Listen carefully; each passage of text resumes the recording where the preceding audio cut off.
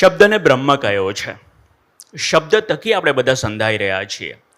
આ એક પવિત્ર જગ્યામાં સ્વામીજીનું કથાનું ભાથું એ આપણા કર્ણનું તીર્થ બને છે અને એને વિશેષ રડિયાત કરવા માટે દર વર્ષે ધર્મજીવન સત્ર એનું આપણે આયોજન કરતા હોઈએ છીએ. પૂજ્ય સ્વામીજીએ પોતાના ગુરુ અને જેમણે ભારતીય સંસ્કૃતિને ગુરુકુળની એક નવી દિશા ઉગાડી આપી એવા આપણા સર્વના પરમ વંદનીય પરમ શ્રદ્ધેય એવા શાસ્ત્રી શ્રી ધર્મજીવનદાસ સ્વામીજી વિશેનું 6 ભાગમાં જે મહાન એવું શબ્દ કર્મ કર્યું છે એને અલગ અલગ વિદ્વાનો દ્વારા આપણે ઉઘાડતા હોઈએ છીએ, પહોંચતા હોઈએ છીએ. એ કાર્યક્રમમાં શરૂઆત કરીએ તે પહેલાં હજારો વર્ષથી જે ઋષિ ચેતના આપણા કર્ણને દિવ્ય પથ તરફ લઈ જાય છે એ ઋષિ ગાંધી આપણે આ દિશામાં પ્રયાણ કર્યું છે. હંમેશા એવું થયા કરે છે કે સંતત્વ અને ધર્મતત્વ એ ભારતના આધાર સ્તંભો છે અને યુગે યુગે આવી પ્રતિભાવ આવીને આપણી આ સતમાં શ્રદ્ધા ટકાવી રાખે છે. આપણે સદભાગી છીએ કે આપણી સમક્ષ આવી દિવ્ય ચેતના એનો વાસ છે. હું વિનંતી કરીશ પરમ ભક્ત નટુભાઈ ઈશ્વરભાઈ પટેલને અને કિશોરભાઈ શેલડિયાને કે આપણી વચ્ચે ઉપસ્થિત આપણી ચેતનાનું પ્રતીક એવી જે જળહળ જ્યોત છે એવા આદરણીય સદગુરુ પરમ શ્રદ્ધેય સદગુરુ શાસ્ત્રી માધવદાસ સ્વામીનું સન્માન કરે અને સાથે સાથે આપણા સર્વના પરમ પ્રેમ સ્વરૂપ એવા બાલકૃષ્ણદાસ સ્વામીનું અભિવાદન કરે. શ્રી નટુભાઈ ઈશ્વરભાઈ પટેલ અને શ્રી કિશોરભાઈ શેલડિયા બંનેને હું વિનંતી કરું કે તેઓ સંત વંદનામાં જોડાય અને આપણા સર્વના પ્રતીક રૂપે આ ભાવ ત્યાં સુધી પહોંચાડે. ખૂબ સદભાગી છીએ કે આવા સંતોનું સાનિધ્ય આપણને મળ્યું છે ને એની પાછળની એક વિશાળ એવી સંતત્વની ફૌજ જે આપણી શ્રદ્ધાને વધારે દૃઢમૂળ કરી રહી છે. આનંદનો અવસર છે. ખૂબ તાળીઓથી આ ક્ષણને આપણે વધાવી લઈએ. સહજાનંદ સ્વામીના પરમ શ્રદ્ધેય એવા ચરણોમાં વંદન કરીએ કે અમારી આ શ્રદ્ધા, અમારી આ ચેતના એ વધારે ને વધારે ઉર્ધ્વગામી બને. મેં કહ્યું કે આનંદ શબ્દોત્સવનો છે. જેમણે આજીવન શબ્દની ઉપાસના કરી છે અને આજે ધર્મજીવન ગાથા એવા મહાન ગ્રંથનું જેઓ નવનીત પીરસવાના છે એવા 2 વક્તાશ્રીઓ આદરણીય શ્રી દલપત ભડિયાર સાહેબ અને આદરણીય શ્રી રાઘવજી માધડ આપણી વચ્ચે ઉપસ્થિત છે. તેમજ પદ્મશ્રી સારસ્વત રતિલાલ બોરીસાગર ઉપસ્થિત છે. આરતી પ્રભુ નામના એક કવિયત્રી સારી વાત કરે છે કે સમગ્ર પૃથ્વીની પ્રદક્ષિણા કરીને કવિનો એક શબ્દ આવતો હોય છે. આ કવિનો શબ્દ એ જેવો તેવો શબ્દ નથી હોતો. આપણા સર્વના પરમ શ્રદ્ધેય પરમ વંદનીય એવા સદગુરુશ્રી સ્વયં કવિ છે. એ વેદની એ ઋચાઓના ઉદ્ઘાટક છે. એ અર્થમાં કહીશ કે તેમણે વેદાંતનું અધ્યયન કર્યું છે અને એમની જ કલમે ધર્મજીવન ગાથાનું એક અદ્ભુત નિર્માણ થયું છે. એટલા માટે કહીશ કે આશરે 4000 જેટલા શબ્દોમાં 6 ભાગમાં ધર્મજીવન ગાથાનું આ શબ્દ તપ કરવું, પોતાના ગુરુને આટલી ભવ્ય એવી શબ્દ જ્યોતિ અર્પણ કરવી એ કંઈ નાની સૂની વાત નથી. તો એ ગ્રંથનું નવનીત કેવું છે એ આજે 2 વિદ્વાન વક્તાઓ આપણી સમક્ષ પ્રસ્તુત કરશે. સર્વપ્રથમ વિનંતી કરીશ શ્રી રાઘવજી માધડને કે પોતાની વાત એ રજૂ કરે. રાઘવજી માધડનો ટૂંકો પરિચય આપું કે મેં કહ્યું તેમ આજીવન શબ્દ સાધક છે, શિક્ષકનો જીવ અને એ ગાંધીનગરમાં વર્ષો સુધી રહ્યા અને શિક્ષણ ખાતામાં ખૂબ મોટી સેવાઓ કરી છે. શિક્ષણ માટેનું સામયિક ચલાવ્યું. 40 જેટલા પુસ્તકો તેમણે વાર્તા, નવલકથા અને શિક્ષણ ક્ષેત્રના આપ્યા છે. એટલે એકદમ યોગ્ય એવા વક્તા એ એક અદ્ભુત પુસ્તક વિશે અને સ્વામીજીની ઉપસ્થિતિમાં પોતાના શબ્દો થકી કંઈક ઉજાસ પ્રગટાવશે. હું વિનંતી કરું શ્રી રાઘવજી માધડને કે તેઓ આજે ધર્મજીવન ગાથામાં પોતાના જે કંઈ પુષ્પો છે, શબ્દ પુષ્પો એને વેરશે અને આ ગ્રંથને ખુલ્લો મૂકશે. શ્રી રાઘવજી માધડ.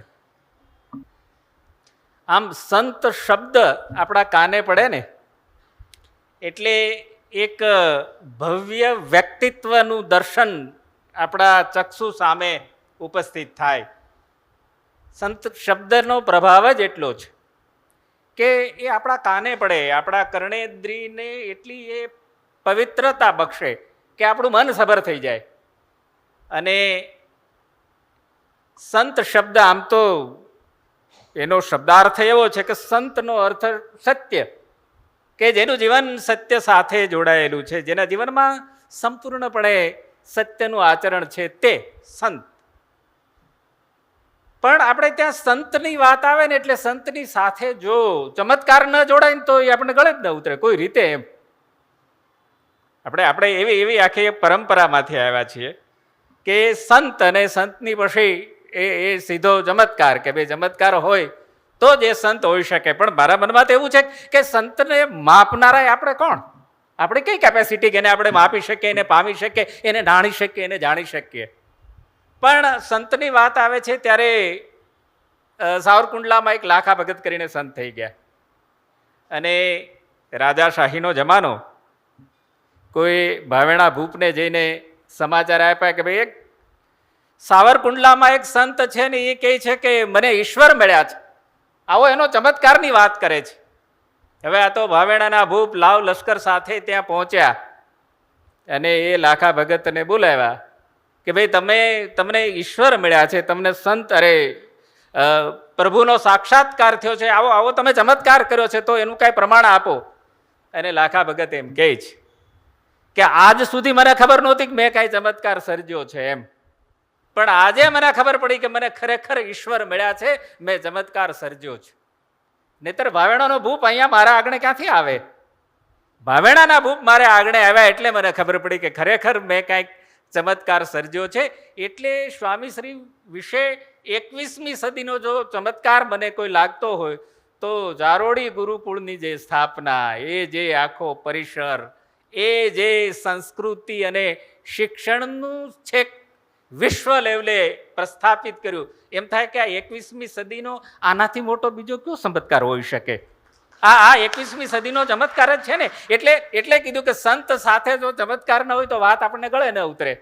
પણ હું માનું છું કે 21મી સદીનો સૌથી મોટો ચમત્કાર જો હોય તો એટલા મોટા ગુરુકુળની સ્થાપના કરવી. હવે એ શું છે એની વિશે તો મને લાગે આપણે મારા કરતાં આપ વધારે એનાથી માહિતગાર છો, જાણો છો, એટલે વાત નથી કરવી. પણ આ મોટો ચમત્કાર છે. અને ગીતામાં પણ સંત વિશે સ્થિત પ્રજ્ઞ શબ્દ વાપર્યો છે કે ભાઈ સંત એટલે સ્થિત પ્રજ્ઞ.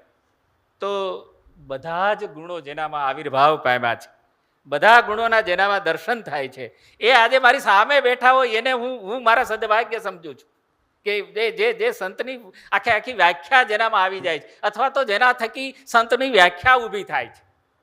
તો એમની સામે જ્યારે મારે વાત કરવાની વાત આવી છે ત્યારે એમાંથી જે પસાર થવાનું બન્યું છે તો સ્વામી મુક્તાનંદ એ સાધુ વિશે, સંત વિશે જે મુક્તક આપે છે કે સાધુ તે સાચો જેનું મન મોટું, જગતનું સુખ જેને ભાસે ખોટું, પરમાર્થમાં પ્રીત જ જેની, હરિચરણમાં જેની વૃત્તિ. સંતની વ્યાખ્યા મુક્તાનંદ સ્વામીએ આ રીતે આપી છે કે ભગવાન ભજવાને કારણે ધીરાસે સંતે દેહ અને નિષ્કામ ભાવે ભક્તિ કરે અને રાખે હરિમાં નેહ. આ બધી જ વાત જેમાં ચરિતાર્થ થાય છે એ સંતના દ્વારા જે શબ્દ સર્જિત થયો છે એની વિશે જ્યારે વાત કરવાની છે ત્યારે કે ભારતીય સંસ્કૃતિમાં જેમ નિસર્ગભાઈએ કીધું કે ભાઈ ભારતીય સંસ્કૃતિમાં સંત શબ્દનો મહિમા બહુ મોટો છે અને અજોડ છે. અને એટલે જ ભગવા વસ્ત્રો ધારણ કરનાર જ માત્ર સંત કહી શકાય એવું નથી, પણ જેનું વર્તન, વાણી, વર્તન અને વ્યવહાર સંપૂર્ણપણે પરોપકારી છે એ સંતની વ્યાખ્યામાં આવી શકે. અહીંયા વિશેષ વાત કરવી હોય તો કે આપણી જે આખી સંત પરંપરા છે, સંત પરંપરા વિશે જ્યારે ભડિયાર સાહેબ અહીંયા બેઠા છે, સાહેબ એટલે સર નહીં, એ સાહેબ જુદા છે.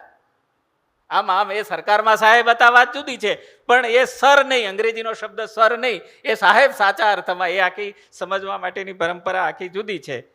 તો એ સંત પરંપરામાંની વિશેષ વાત કરી શકે, પણ વાણી, વર્તન અને વ્યવહારમાં જે કાંઈ આવે અને એમાંથી જે સંતત્વ નીપજે એની જ્યારે વાત છે ત્યારે મોટાભાગના જે આપણા સંપ્રદાયમાં સંત થઈ ગયા એણે જાત કલ્યાણ માટેનું કર્યું. જાત કલ્યાણ માટે કે ભાઈ એની જાતને મોક્ષ પામવા માટેની જે બધી પરંપરા, પ્રવિધિ જે કાંઈ હોય એ બધું કર્યું.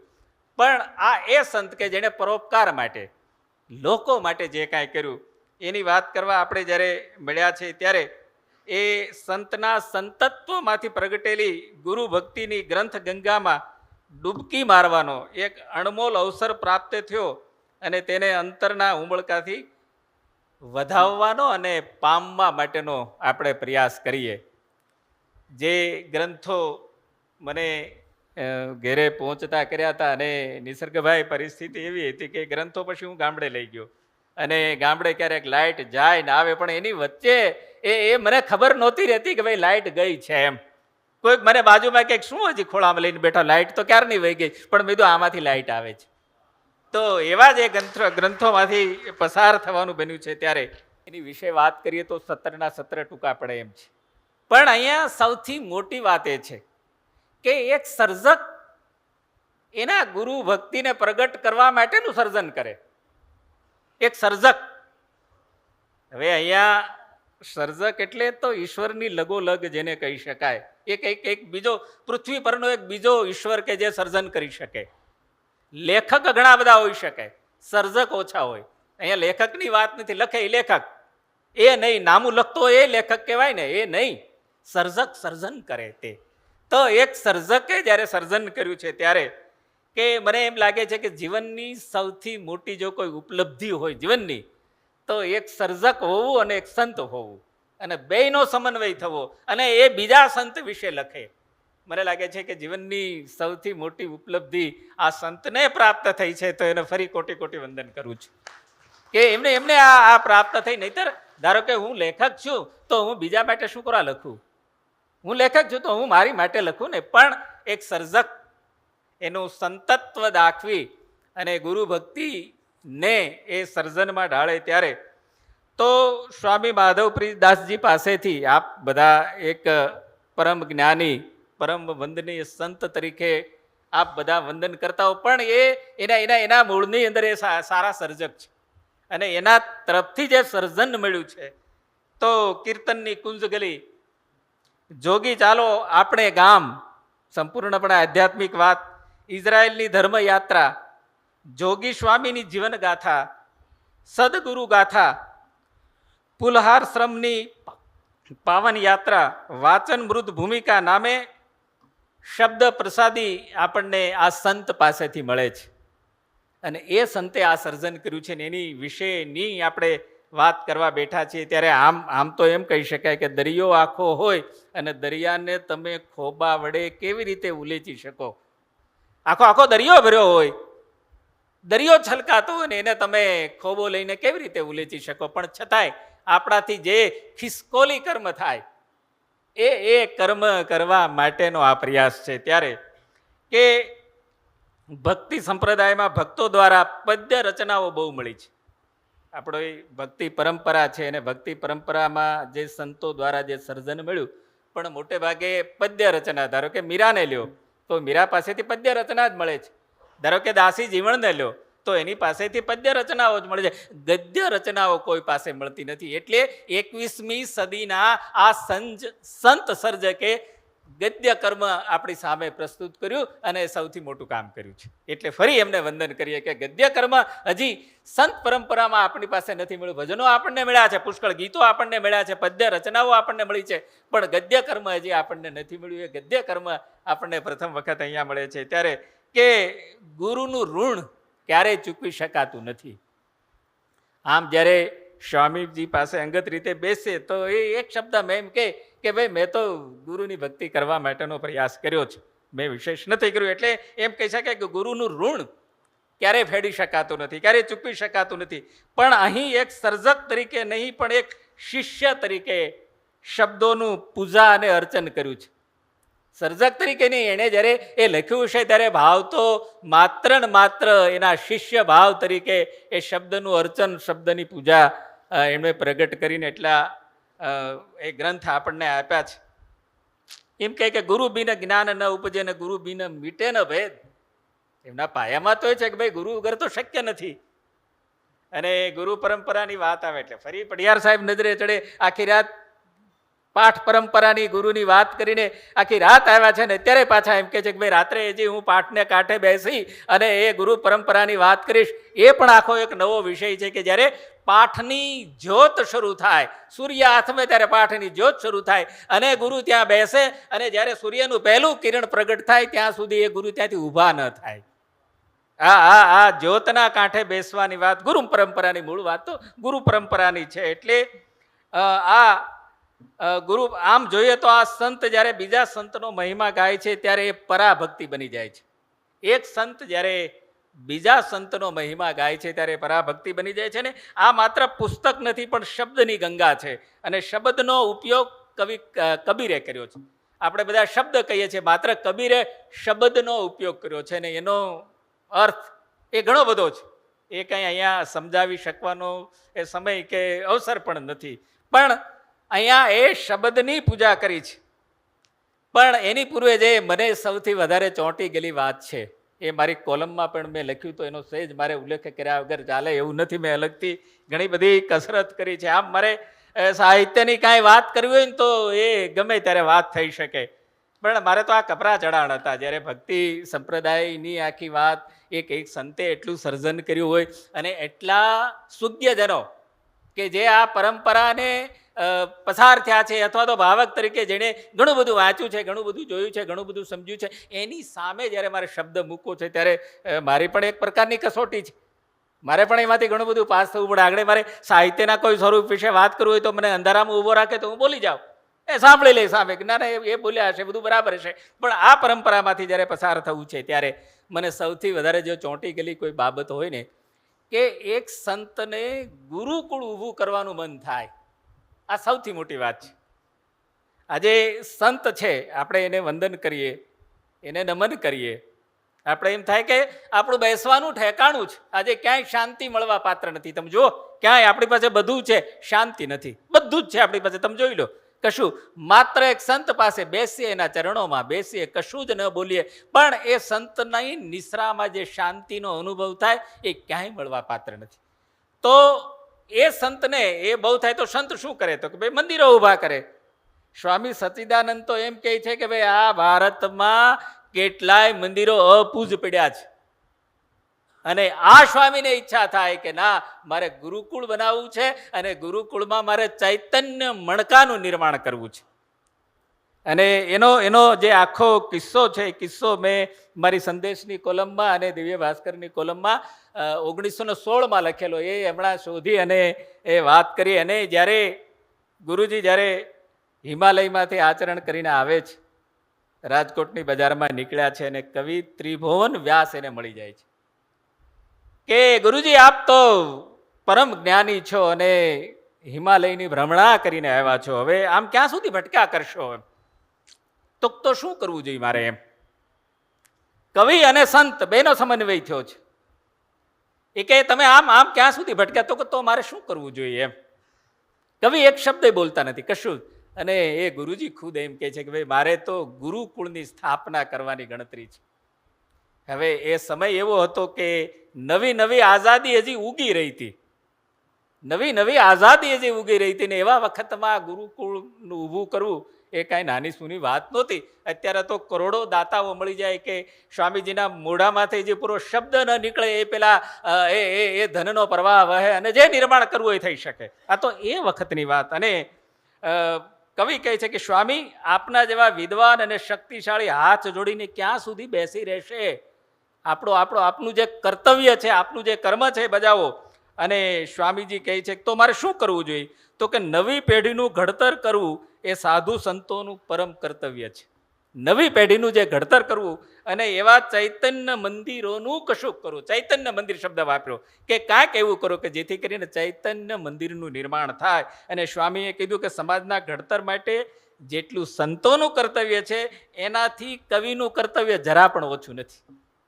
સંતનું કર્તવ્ય છે એની સામે ના નથી, પણ એનાથી કવિનું કર્તવ્ય પણ કાંઈ ઓછું નથી થતું જો નવી પેઢીનું તમારે ઘડતર કરવું હોય તો. અને એમ કહે છે ભાઈ કવિ તો સ્વપ્ન દ્રષ્ટા છે, એ તો આર્ષ દ્રષ્ટા છે, એ બધું કરી શકે. અને સ્વામી ધર્મજીવન દાસજી કહે છે કે ભાઈ હવે એ તો પાછા ધનનો સંગ્રહ કરવામાં માનતા નહોતા, હાથ લાંબો કરવામાં માનતા નહોતા, ને એની વચ્ચે આ ગુરુકુળની સ્થાપના કરવાની કેવી રીતે થઈ શકે? પણ મેં વાત કર્યું કે નવી નવી આઝાદી એટલે જમીનની વહેંચણીનું કાંઈ ચાલતું હતું, અને એમાં કવિ કાંઈક એ કચેરીમાં પહોંચી ગયા, જોઈ ભાઈ શું ચાલે છે કે ભાઈ અત્યારે આ જે નવી એ આઝાદી આવી છે ને જમીનની વહેંચણીનું જે બધું ચાલી રહ્યું છે, અને કવિએ કશું જ કીધા વગર કે ભાઈ અમને ગુરુકુળ સ્થાપવા માટેની જમીન આપો. માગી તો લીધું, હવે કવિના ખિસ્સામાં પાવલી પણ નહીં. મૂળ મુદ્દો તો તમે જુઓ, એનો આત્મવિશ્વાસ અને સ્વામી પ્રત્યેની શ્રદ્ધા કેટલી હશે. એના ખિસ્સામાં કાંઈ નહીં. તો સ્વામીજી હસતા હસતા કહે છે કે એક તો હું બાવો, તમે બ્રાહ્મણને માથેથી કવિ, આપણે દેવાનું શું?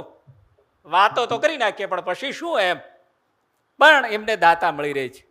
જે જમીનનો 5 રૂપિયાનો ભાવ હતો એ પાવલીમાં મળે છે.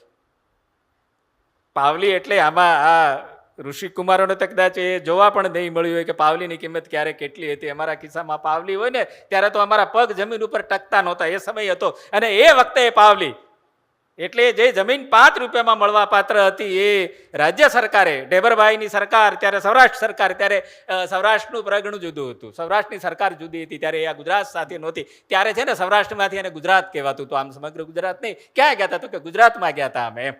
ત્યારે આ એ ભાગ એટલે સૌરાષ્ટ્રનો અને ઢેબરભાઈ ત્યારના મુખ્યમંત્રી, અને મુખ્યમંત્રીએ ઢેબરભાઈ પછી આમ થોડુંક એમ કીધું કે કવિરાજ તમે માગણી તો કરી લીધી, પણ હવે સરકારમાં જે ભરવાનું હશે તો કે થઈ રહેશે, એની ચિંતા નહીં કરો. એણે આમ સહજ મરમમાં કીધું, પણ તમે ભરશો શું? અને વેરાવળના કોઈ ઘીના વેપારી મળી જાય છે, અને એ જે કાંઈ રકમ ભરવાની છે એ રકમ ભરી દે છે. અને હવે કે જમીન મળી ગઈ, પણ હવે કેવી રીતે આ બધું કરવાનું? અને એ સમયે ઢેબરભાઈ સૌરાષ્ટ્રના મુખ્યમંત્રી, એક જાહેર હેતુ માટે કેળવણીની ચર્ચા થતી હતી, અને સ્વામિનારાયણ ગુરુકુળ ટ્રસ્ટ વતી જમીનની માગણી કરી લીધી. અરજી સ્વીકારતી વખતે રેવન્યુ અધિકારીએ સવાલ કર્યો કે કવિ પૂર્તતા સાથેના જવાબ આપો. હવે સરકારી કચેરીમાં અમે તો સરકારમાં રહેલા એટલે અમે કેવા પ્રશ્નો પૂછીએ એ તો જે સામે હોય એને ખબર પડે. સાહેબને બધા યાદ હશે, એને ઓલા એના જવાબ આપે. પણ કવિએ બધા એને જવાબ આપ્યા, એને સંતોષ થયો અને જમીન એમને મળી ગઈ. અને ત્યાં એ ગુરુકુળની સ્થાપના થઈ. સ્વામીજી તે વખતે સ્વામીજી જુનાગઢમાં, સ્વામીજી હાજર નહીં, અને આમણે હા પાડી દીધી. સ્વામીજી તો ખુદ હાજર નહીં, અને એમણે એ પૈસાની હા પાડી દીધી, ને જમીન તો મંજૂર થઈ, રેવન્યુ રાય ભરવાની થતી, રકમ પણ ભરી દીધી. ને કવિના પ્રયાસથી ઢેબરભાઈ અને જેઠાલાલ જોશી ના સદભાવથી આ ગુરુકુળનું સ્થાપના થઈ. ભારતીય સંસ્કૃતિમાં ગુરુકુળનું બહુ મોટું મહત્વ છે.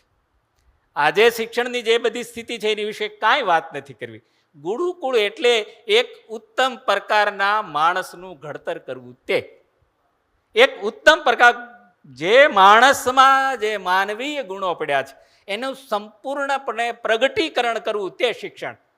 નહીતર હું આમ ખાલી એનો નેગેટિવ એક જ ઉદાહરણ આપું કે જેટલા કૌભાંડ થાય છે ને કૌભાંડ કોઈ અભણે નથી કર્યા. જેટલા કૌભાંડ અત્યારે તમે હું છાપામાં ન્યૂઝમાં વાંચી, એમાં એક પણ અભણ માણસ નથી, બધો જ વેલ એજ્યુકેટેડ. શિક્ષણ અને કેળવણીનો જે ભેદ છે કે ગુરુકુળે કેળવણી આપી, એક માણસને ઘડવાનું ઉત્તમ પ્રકારનું કામ કર્યું. અને એ વખતે મેઘણીના દરબાર પ્રદ્યુમનસિંહજી પણ ત્યાં હાજર હતા, અને ગુરુકુળનું ખાતમુહૂર્ત એના હાથે થયું. હવે જ્યારે કોઈ રાજકુમારના હાથે ખાતમુહૂર્ત થાય તેની ઘણી બધી જવાબદારી થઈ જાય ને. બધું હેતુક ચાલતું હતું કે ભાઈ આજે રાજકુમાર કે ભાઈ તમે આ ખાતમુહૂર્ત કર્યું છે. અને હવે તો એ પરિસ્થિતિ બદલાઈ ગઈ. નહીતર જૂના વખતમાં તો સાહેબજી ખબર છે કે જે પ્રધાનના હાથે ઉદ્ઘાટન થાય ને એ પ્રધાનની જવાબદારી રહે. નહીતર તો ઘણી વખત એવું પણ બને પ્રધાન ઘેરે ન પહોંચ્યા હોય અને પાછળ બધું પડી ગયું હોય. એટલે પ્રદ્યુમનસિંહજી પ્રદ્યુમનસિંહજી ત્યાં હાજર હતા, અને એમના હાથે એ ગુરુકુળનું મુહૂર્ત કરાવ્યું. હવે વાત કવિ જે એક શબ્દ કીધો છે એને વાત કરીને મારી વાતને ઝડપથી નાખું છું. ઘણા બધા લોકોએ રોડા નાખ્યા. રોડા શબ્દ આમાં તમને ઘણા બધાને સમજાશે. ઘણા બધાએ રોડા નાખ્યા, પણ સ્વામીજી અને કવિ બે મક્કમ હતા, અને સધિયારો પણ એવો સાંપડ્યો હતો કે જેથી કરીને ગમે તેવા રોડા છે ને એ પણ એ નડે એમ નહોતા. અને છેવટે કોઈકે પાછું એમ પણ કીધું કે સાધુ તમે ગૃહસ્થીને છોકરાને ભણાવવામાં ક્યાં પડ્યા, આ પંચાયતમાં ક્યાં પડ્યા, તમારે આ ક્યાં કાંઈ કરવાનું છે એમ. તમે તો સાધુ છો ને, તમે તો ભગવા પહેર્યા છે ને, તમારે આ ગૃહસ્થીના છોકરાઓને ભણાવવાની પંચાયતમાં તમારે ક્યાં પડવાનું, તમે તમારું કરો ને, એમ કોઈએ કીધું. અને સ્વામીજીએ કીધું કે હું માળા તો ફેરવું જ છું, પણ મારી માળા લાકડાની નથી, એ ચૈતન્યની છે. અને લાકડાનો પારો જવાબ આપે ન આપે, એ ન પણ આપે, પણ ચૈતન્યનો જે પારો છે ને, એક એક પારો મને જવાબ આપશે. મને લાગે એ પૈકીના પારા જ અહીંયા હાજર છે. કે મારો લાકડાનો પારો તો તમને કદાચ જવાબ નહીં, આપણા ચૈતન્યનો એક એક પારો છે ને જવાબ આપશે ને. એ પૈકીના ચૈતન્ય જે પારાઓ છે એ અહીંયા હાજર છે. એટલે ફરી એમને વંદન કરી અને એટલી કથા સાથે જે પુસ્તકનું નિર્માણ કર્યું છે એની વિશે આમ મને તો એમ થાય કે એક રાઘવ માધવ વિશેની શું વાત કરી શકે?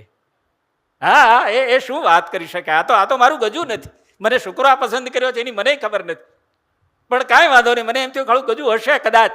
હવે એવો ઊભો છું ત્યારે મને એમ થાય કશે કદાચ. એટલે નહીતર એ સાહિત્યની વાત કરી શકું, એક ધર્મની વાત કરીને એક સિદ્ધ પુરુષ વિશે જે સર્જન કર્યું છે એની વિશેની વાત કરવાની મારી કેપેસિટી કેટલી ખબર નહીં. પણ જે કાંઈ હશે તે તો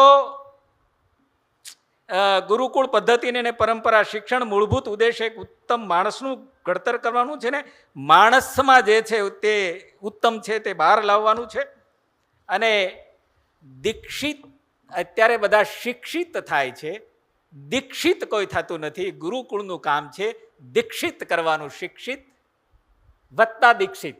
અને જે દીક્ષિત થાય એ ખરા અર્થમાં માણસ થાય. આપણે ઘણા બધાને એક પેલો ભાઈ આમ કાંઈક ભીખ માગવા નીકળ્યો અને શેઠ બેઠા હતા. એટલે પેલો ભિખારી કે શેઠ બાપા કાંઈક આપો ને, તો કે ઘરમાં કોઈ માણસ નથી એમ. બોલા બીજી વખત પૂછ્યું કે ભાઈ કાંઈક તો આપો, તો કે કોઈ માણસ નથી. તો શેઠ એક સેકન્ડ માણસ થઈ જાવ ને. આ દીક્ષિત થવું એટલે માણસ થવું. તો ગુરુકુળનું જે કામ છે એ માણસને ઘડવાનું કામ છે. અને એ વાત સૌથી વધારે મને વ્યક્તિગત એટલી ચોંટી ગઈ છે કે ભાઈ એક માણસનું ઘડતર થાય જગતની અંદર, એનાથી વિશેષ એક સંતત્વનું કર્તવ્ય શું હોઈ શકે? એ માની લો કે જાતને સુધારે, જાતને સ્વર્ગ સુધી લઈ જાય, પણ એ તો આત્મકલ્યાણ, સ્વકલ્યાણની વાત થઈ ને. આ તો સર્વ કલ્યાણની વાત છે. એ સ્વકલ્યાણની વાત થઈને આ તો સર્વ કલ્યાણ તરફ જવાની આખી વાત છે. ત્યારે કે સ્વામી શ્રીએ સૌથી મોટા જો બે કામ કર્યા હોય તો પેલા વ્યસન, શિક્ષણ તો ખરું, વ્યસન મુક્તિ. એટલે એક સમાજની અંદર દીકરીને દૂધ પીતી કરવાનો રિવાજ. સ્વામી શ્રી પાસે એ વિગત આવી કે ભાઈ આ સમાજમાં તો દીકરીને દૂધ પીતી કરવામાં આવે છે. એટલે પૂછ્યું કે કેમ દીકરીને કેમ દૂધ પીતી કરવામાં આવે છે? તો કે સમાજમાં એટલું બધું વ્યસન છે કે જેથી કરીને દીકરી ભવિષ્યમાં દુઃખી જ થાય છે. કેમ દુઃખી થાય હવે એની કાંઈ મારે ચોખવટ નથી કરવી, પણ એ દુઃખી જ થાય. તો સૌથી પહેલું સંતે જો કોઈ કામ કર્યું હોય તો વ્યસન મુક્તિનું કામ કર્યું. ને અત્યારે તો સૌથી જો કોઈ અગત્યની વાત હોય તો વ્યસન મુક્તિ છે. એમાં અમારે સૌરાષ્ટ્રમાં જાઓ તો લગભગ કોઈ માણસ આમ એ જોડતો જ હોય એમ, અને જોડીને પાછો આપણને હાથ લંબાવે. આપણે ન કરી તો ફરી આગ્રહ કરી લ્યો ને, થોડુંક લ્યો ને. મેં કીધું ભાઈ મેં ક્યાં તારું કાંઈ બગાડ્યું છે, તું શું કરો મારું વગાડે છે? તો એ વ્યસનમાંથી મુક્તિ કરવાનું કામ અને શિક્ષણનું કામ. તો કે ગુરુદેવ ક્યારેય પોતાની સત્તાનો નહીં, પણ એને સતત સેવાનો ઉપયોગ કર્યો છે. સત્તાનો નહીં, કારણ કે સત્તા તો હતી, કે સંત આગળ ઘણી બધી સત્તાઓ હતી, પણ એમણે સત્તાનો ઉપયોગ નહીં કર્યો અને માત્ર ને માત્ર સંતનો સેવાનો ઉપયોગ કર્યો. પુસ્તકમાંથી પસાર થાવ, ઘણું બધું એક શબ્દ વિશે ઘણી બધી વાત થઈ શકે, પણ સ્વામીશ્રીને ફરી વંદન એટલા માટે કરું છું કે દરેક ભાગમાં પ્રસ્તાવના લખાવી છે. દરેક ભાગમાં પ્રસ્તાવના લખાવી છે. પ્રસ્તાવના છે ને કોઈ પણ પુસ્તકની એ પ્રવેશ દ્વાર છે. કોઈ પણ પુસ્તકમાં તમારે પ્રવેશ કરવો હોય તો પ્રસ્તાવના એનો પ્રવેશ દ્વાર છે. અને એનો સારાંશ પણ આપણને મળી જાય કે ભાઈ એટલું વાંચો એટલે આપણને એમ થાય કે હવે વાંચવું પડશે અથવા તો હવે મૂકી દેવાનું છે.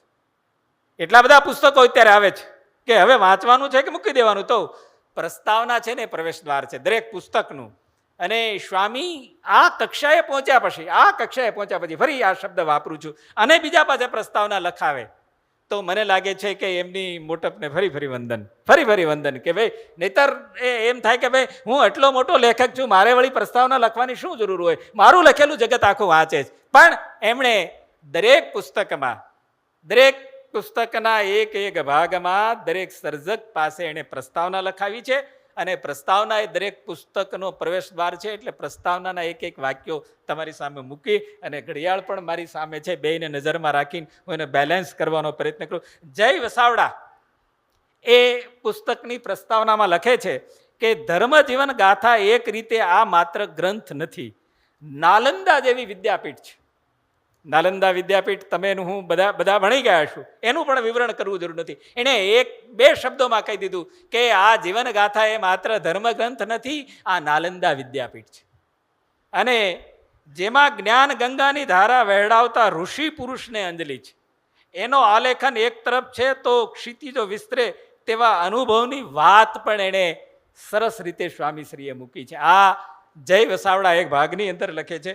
બીજા ભાગની અંદર કુંદન વ્યાસ જે આપણા જનભૂમિ છાપાના જૂના એડિટર, એ એમ કહે છે કે ગુરુદેવના પ્રેરક જીવન પ્રસંગોના આલેખનમાં પૂજ્ય માધવ પ્રિયદાસજીનો ગુરુ પ્રેમ, ગુરુ ભક્તિ એક એક શબ્દમાં શબ્દે નીતરે છે.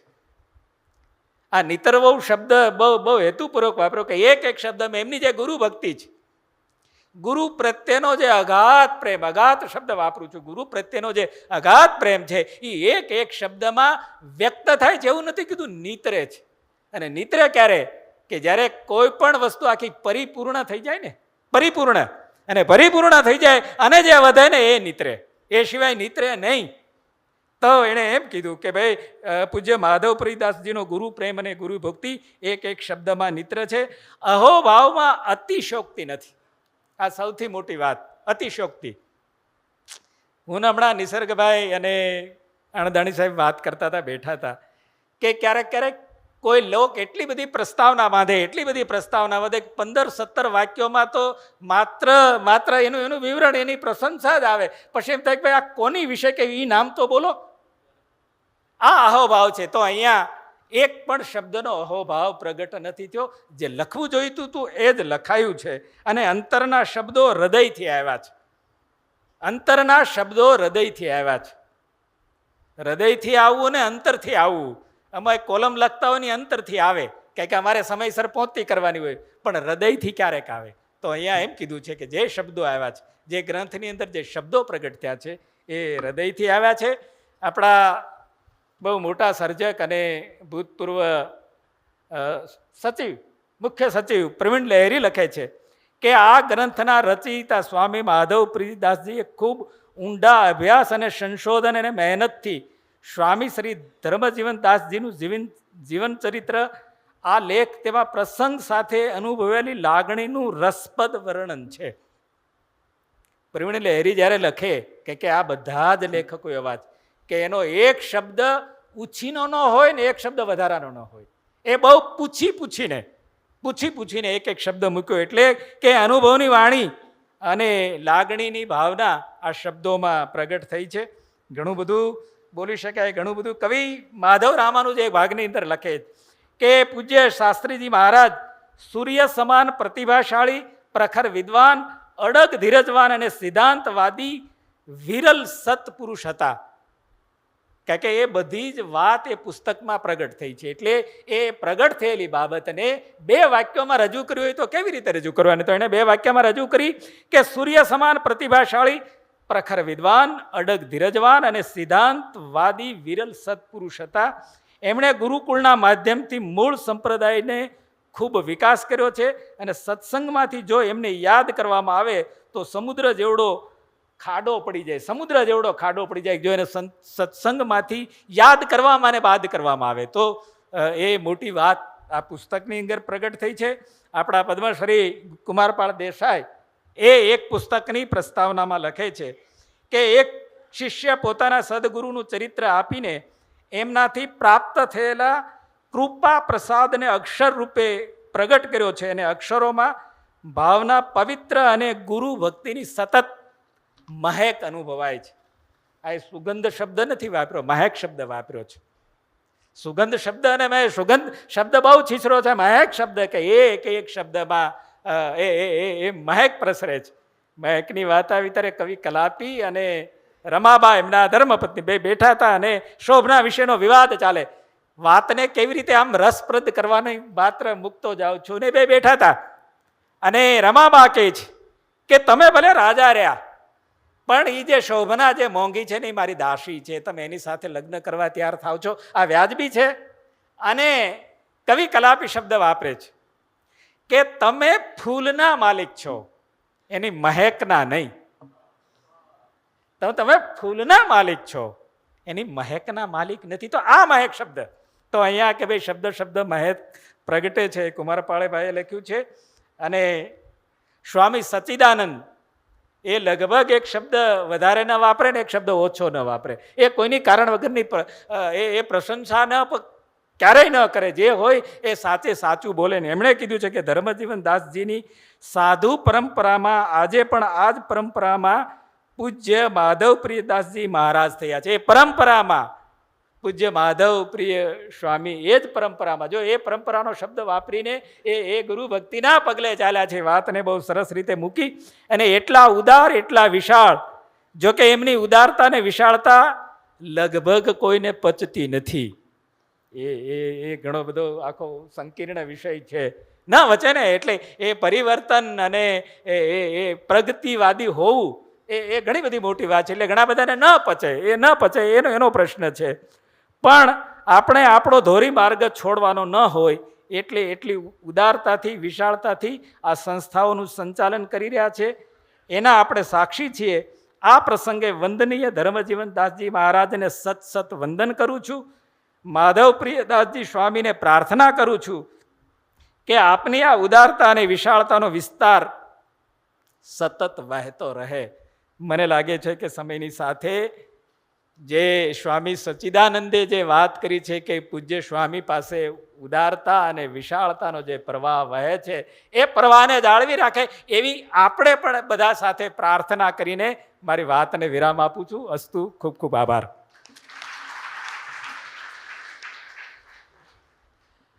આપનો આભાર રાઘવજીભાઈ. સ્વામીજી, આ ગ્રંથ એટલો મહાન છે કે એના બહુ બધા ડાયમેન્શન્સ, આયામો છે ને ઘણી બધી વાતો થઈ શકે. મને સૌથી મોટો આનંદ એ છે કે એક શિષ્ય એક ગુરુને કેટલી રીતે ઝીલી શકે. 4000 શબ્દોમાં આ રીતે મૂકવું મોટું તપ છે. કોઈ આવું નથી કરી શક્યું. એટલે સ્વામીજી આપ ફરીવાર ગુરુજીને જીવ્યા છો. કેટલું બધું ભેગું કર્યું છે. હું તો એમ થયું કે આટલી બધી વિગતો, આટલામાં પ્રવેશ કરવો. હું હમણાં નારદનું ભક્તિસૂત્ર વાંચતો હતો અને એક સરસ મને ગમે, ભક્તિ પરમ પ્રેમ રૂપા. આ પ્રેમમાંથી આ સરિતા આવી છે અને એનો ખૂબ આનંદ, ખૂબ સારી રીતે આપણે મૂકી આપ્યા. અને ઘણી બધી રીતે સ્વામીજીની આ વિશાળ પ્રતિમા. સ્વામીજી તો વેદાંતને ભણ્યા છે ને. મને એનું વાક્ય વેદાંતનું બહુ, યો વૈભુમા તત્ સુખમ નાસુખમ અલ્પેમ અસ્તિ. વિશાળતામાં જ મજા છે. એટલે ગુરુકુલ જોઉં ને તો વિશાળતા, આ ગ્રંથે વિશાળ છે. આ મેમનગર અને સ્વામીજી, મજાની વાત એ છે કે આ ચારે બાજુ કેવોસ છે, યુદ્ધનો માહોલ છે. એની વચ્ચે અમદાવાદ જેવા મહાનગરમાં આવા જે ટાપુ છે ને એ આપણી શ્રદ્ધા ટકાવી રાખે છે, આપણા ધર્મને. એટલે આપ સર્વને પણ આનંદ છે કે આપ આ નિમિત્તે અહીંયા આવો છો. આ જ આપણું સત્કર્મ અને આ જ આપણું જીવત કર્મ છે કે જે આપણી ભારતીય સંસ્કૃતિને આપણને બધાને સાતા આપે છે. તો આવા એક મહાન ગ્રંથમાં એના ચરણોમાં વંદન. અને એ નિમિત્તે આપણે ગુજરાતના એક સુપ્રસિદ્ધ કવિ, અને મને ખાસ તો એ શબ્દને જીવે છે. હું હંમેશા કહું છું કે જે શબ્દથી જીવતા હોય ને એ વ્યક્તિનો શબ્દ આપણને બહુ સ્પર્શે. એટલે આ અંચડાની કવિતા આપણે વિનંતી કરે છે, લોકોને ખબર પડે. અંચડો જે કવિતા છે એનું આપ ગાયન પણ કરજો અને એ શરૂઆત કરવી હોય તો અંત પણ. મને એ બહુ જ ગમે છે. મારી હંમેશા આંખો ભીની થાય. અને કોની રે સગાયો અમને સાંભળે. અદ્ભુત કવિ, અદ્ભુત વક્તા, એક ધર્માચાર્ય અને છતાં ડાઉન ટુ અર્થ એવા શબ્દ સ્વામી છે. એટલે સુયોગ છે કે આવા બે શબ્દ સ્વામીઓને આપણે સાંભળવાના છે. હું વિનંતી કરું આદરણીય દલપત પઢિયારને, ગુજરાતના ખ્યાતનામ કવિ અને શબ્દ સાધક. બહુ મંગલ સંધ્યાના સમયે એક વિદ્યાધામમાં, એક સંસ્કાર ધામમાં, એક સંસ્કૃતિ ધામમાં ઉપસ્થિત રહેવાનો કંઈક અનોખો અનુભવ અત્યારે થઈ રહ્યો છે.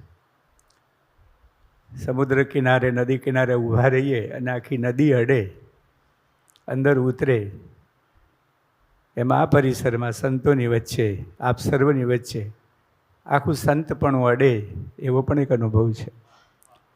આ ગ્રંથ વિશે વાત કરવી એટલે આપણા સમગ્ર ભારત વર્ષની અધ્યાત્મ ચેતના વિશે વાત કરવી. આ ગ્રંથ વિશે વાત કરવી એટલે આપણા સમગ્ર માનવ જીવન ધર્મ વિશે વાત કરવી. આ ગ્રંથ વિશે વાત કરવી એટલે ધર્મજીવન, સ્વામીજી મહારાજ તો ખબર, જીવન ધર્મ શું છે એના પણ સંકેતો જેમાંથી આપણને મળે છે એવા ગ્રંથ વિશે વાત કરવી. ખૂબ આનંદ થયો છે સાહેબ.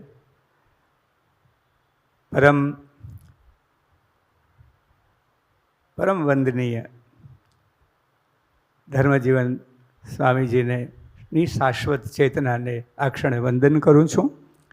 અને એ ચેતનાને જેમણે સતત નિરંતર ઝીલી છે, જોઈ છે, એમને જીવ્યા છે, માણ્યા છે, એવા માધવપ્રિયદાસજી સ્વામીના અનુષ્ઠાનને પણ વંદન કરું છું. એમણે આ 6 ગ્રંથો એક મોટું શબ્દ અનુષ્ઠાન છે. ગુરુને અંજલિ તો છે જ, પણ આ મોટું અનુષ્ઠાન છે. એક સાથે આ ગ્રંથમાં 2 મોટી પ્રતિભાઓનો આપણે એક સાથે પરિચય પામીએ છીએ. અને એ સાથે આખા ભારત વર્ષની સંત પરંપરાનો, આખા ભારત વર્ષની ચેતનાનો પરિચય પામીએ છીએ. સંતને તો કોઈ બીજું સ્વરૂપ જ નથી. સંત થયો ને એટલે અહીંયા હોવા છતાં કોઈ પણ દેશકાળમાં હોય, કોઈ પણ જાતિ સંપ્રદાયમાં હોય, એનું સંત પદ છે ને પેલાથી પર હોય છે. એ ત્યાંથી પહોંચ્યો હોય પછી આ બધું તો તે વખત પૂરતું રહે, વ્યવહાર પૂરતું. પણ સંત દુનિયાભરનો જે સંત પદને પહોંચ્યો એક જ હોય, એક જ જગ્યાએ હોય, એવું મને તો ક્યાંક સમજાયું છે. સંત ન જુદો હોઈ શકે, બાપ દરેક ના હોય, પણ બાપ તો એક જ હોય. આ આખી વસ્તુ એ. અને શું સાહેબ, તમે મને તો આમ હજી કંઈ વાંચ્યું છે એવું તો કહેવાય એવું જ નથી.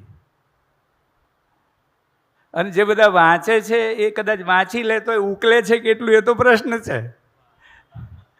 વંચાય ખરું પણ ઉકલવું જોવે. શબ્દમાં જે મુકાયું છે, વાણીમાં જે સૂચવાયું છે એ ખુલવું જોઈએ તો બરાબર છે. બાકી તો પાઠ આવડી જાય પણ ઉડી ન જવાય. અમારા સત્સંગમાં એક સરસ સ્વામિનારાયણના સંપ્રદાયો એટલે એક, હું તો બહુ અભિભૂત છું. બધી કથાઓ વાંચવાનું, નાના નાના પ્રસંગોમાં શું વાત લાવો છો. રાત્રે મેં બેઠા એક વાત કરી, મેં આ શબ્દ શું કરે. આ હું તો એમ પણ કહું છું કે ગીતાના બધા જ અધ્યાયો મોઢે હોય તોય પણ કૃષ્ણનું દર્શન ન થયું એવું બને. કારણ કે પાઠ કરી લેવો એટલે પામી જવું નથી. અને એક જ શ્લોક આવડ્યો હોય છતાંય દર્શનને પામ્યો હોય એવું પણ બને. આ વસ્તુને આપણે એટલે ગીતાને કોઈ પાઠ ન કરવો એવું નથી સંદેશો થતો. આમાં માફ કરજો, બધા ઘણી વખત આવું જુદું લઈને જાય છે. પેલો છેડો સમજાતો નથી ને આ છેડો છોડી દેવો છે તો પછી મરવાનો જ દાડો આવે કે બીજું કાંઈ. એટલે પાઠ કરવાથી રાત્રે બાપુ મેં એક વાત કરી, અમસ્તા જ અમે તો સત્સંગ, આ સંતોએ, આપણા બધા સંતોએ લોકોની વચ્ચે બેઠા છે. લોકોનું સંધાન એમના જેટલું કોઈનું નથી. એટલે સામે બેઠો છે, સાવ ખેતરમાં પાણી વાળીને, પૂળા બાંધીને, પેલી બહેનો ઘર કાઢીને, અને સામે બેઠો છે ને સામે બેઠા પછી આખા દિવસનો થાક અહીંયા બેઠો બેઠો ઉતરી જાય છે, બેઠા ઉતરી જાય છે. એવા સંતોની બલિયારી છે. ભારત વર્ષ સંતોની ભૂમિ છે. દુનિયા આખી સંતોની ભૂમિ છે. ભારતમાં એકલા સંતો થયા છે એવું નથી માનવું, પણ ધરુવાળિયું તો અહીંયા જ છે. મોટા સંતોની ભેટ મળી છે. આખું ભારત વર્ષનું, મધ્યકાલીન ભારત વર્ષનું સંત મંડળ જુઓ, એક એક નક્ષત્રો ઝળહળી રહ્યા છે. સવા ભગતની સરસ વાણી ગાતા હતા સાહેબ. આપણી વાણી જગાડે છે. સંતોના શરીર રહ્યા નથી, પણ સંતોના શબ્દથી શબ્દની વાણી થકી આ જગત અમર રહ્યું છે. અને શરીર કોઈનું રહી શકે એમ નથી, શબ્દ કોઈ છીનવી શકે એમ નથી. સદગુરુ શબ્દ આપે છે. એટલે કબીર સાહેબ શબ્દ વિશે કેટલું સરસ કે મારે તો શબ્દ વ્યક્તિ થી સમષ્ટિ સુધીની શબ્દ યાત્રા, એવું સરસ અમારા પ્રિય છે ને નિસર્ગ, બહુ પ્રેમી માણસ છે, નામ જ નિસર્ગ છે, પછી આમ બીજો ભેગ ના હોય, બહુ સરસ વાત કરે.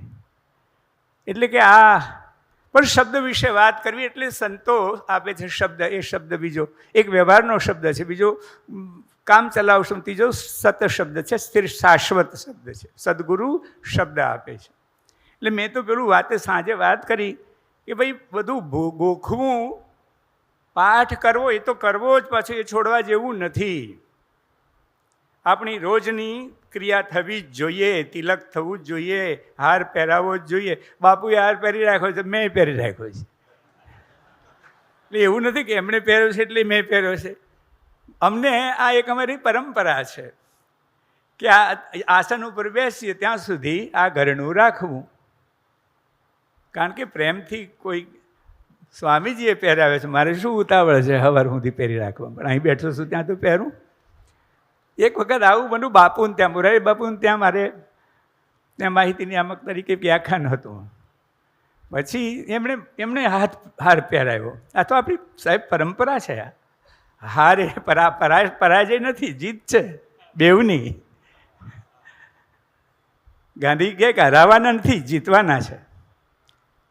હરાવવાની વાતમાં દુશ્મની છે, પણ જીતી લેવાનામાં બે પક્ષ વિજય છે. ગાંધીજીનો આ શબ્દ છે. એટલે હાર પહેરાવી રાખો. પછી ખાસું એવું વ્યાખ્યાન કર્યું. પછી બીજા બધાને સંશય હશે કે કંઈ પ્રેમ હશે કે આ તો હાર જ નહીં જોયો હોય, હમણે કોઈ દિવસ હાર નહીં જોયો તો પહેરી રાખ્યો છે કે છે. પછી મને થયું કે આવો કંઈ સંશય હશે. એટલે મેં કીધું જુઓ, હાર તો કંઈ મારે નવાઈ નથી. કાલ આખી રાત પાઠમાં બેઠો છું, ભજનો ગાયા છે, એક બે ત્રણ લીટી ગાઈશ, અને નિસર્ગભાઈએ કીધું તો હું છેલ્લે સંભળાવીશ જ. એટલે મેં કીધું જો આ હાર છે ને, એક તો કોણે પહેરાવ્યો છે એનો મહિમા છે. બીજું આ હાર છે, કેટલી આ જમીને એક છોડને ઝીલ્યો હશે, એમાંથી એને વિકસાવ્યો હશે, એને ફૂલ થયું છે, કોઈ પ્રેમથી ગૂંથ્યો છે. જેને વાવનારને ખબર નથી, ગૂંથનારને ખબર નથી કે આ સ્વામીજીના ગળામાં શોભશે. આ આખી પરંપરાને વંદન છે. એની ઉતાવળ નથી. શું કામ ઉતાવળ છે? બીજું બધું બહુ ભરવીને ફરીએ છીએ તો આની શું ઉતાવળ છે? એટલે રાત્રે મેં એવું કીધું કે માત્ર કહેવાથી નહીં બને, આચરણ. આ સંતો આચરણના સંતો છે. એમની કહેણી ને રહેણી જુદી નથી. જે કહ્યું છે એ કર્યું છે. એટલે દૃષ્ટાંત એવું હતું કે એક શિષ્ય, મારે શબ્દની યાત્રા કરવી છે, હું શબ્દ તો પકડી જ રાખીશ. એક શિષ્ય આમ ભિક્ષાંદેહી કરીને નીકળ્યો ભિક્ષા માગવા. તો એને ગુરુએ મંત્ર આપ્યો કે બંદી છોડ, બંદી છોડ. તારે આ બોલવાનું ને ઘેર ઘેર જવાનું, જે આપે તે લેવાનું, માગવાનું નહીં. બહુ મોટી વાત છે. આ સંતો ઘેર ઘેર ગયા છે સાહેબ, રાતોની રાતો બધું બેઠું છે. આ ધર્મજીવનદાસજી બિલકુલ સેવા મૂર્તિ છે, સંકલ્પ મૂર્તિ છે, સાધના મૂર્તિ છે, સંસ્કાર મૂર્તિ છે ને પ્રજ્ઞા મૂર્તિ છે.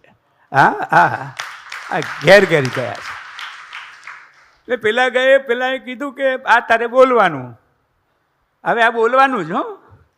એટલે પાઠ તો આપ્યો, નૈનમ છિંદંતી શસ્ત્રાણી, આ બોલી ગયા, પણ બાલોડું કોને વાગેલું એ તો ખબર નહીં.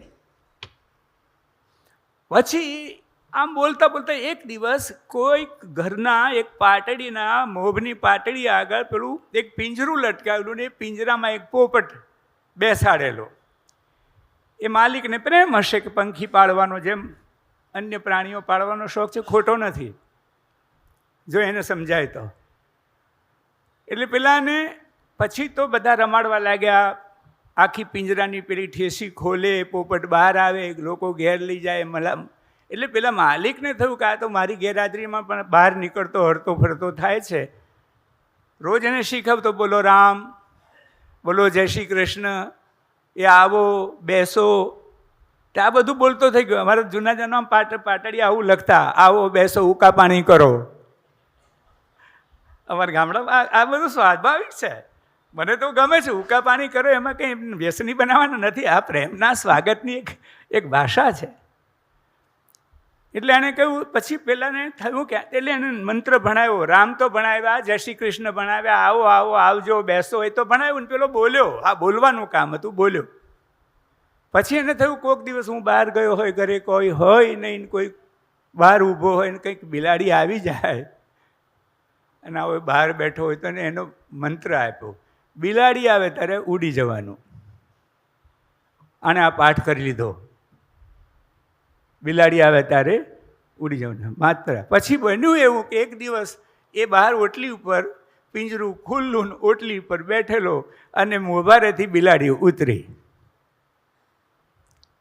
એટલે આ બોલ્યો, બિલાડી આવે ત્યારે ઉડી જવાનું. પાઠ પાક્કો, શબ્દનો ફેર નહીં, પણ સંકેત. બિલાડી ઉતરતી ઉતરીને જેમ આગળ આવી, એની નજર પણ બરાબર છે કે બિલાડી આવે ત્યારે ઉડી જવાનું.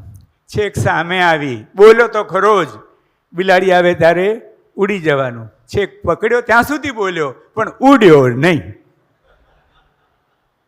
આપણે માત્ર બોલીએ છીએ, એનો અર્થ, એનો સમજ, એનો સંકેત નથી પકડાતા.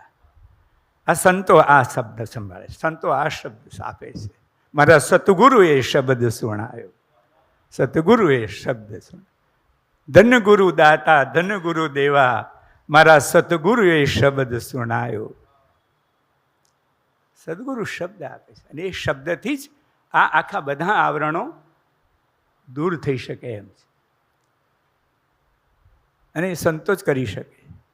આવા સંતો, મને તો આપને મળવાનો એટલો બધો પ્રેમ હોય છે. હું બરાબર અઠવાડિયાનો ગોઠવાયેલો હતો, પણ આજે ના પાડી શકું એમ નહોતો, આપને માટે અને નિસર્ગને માટે થઈને.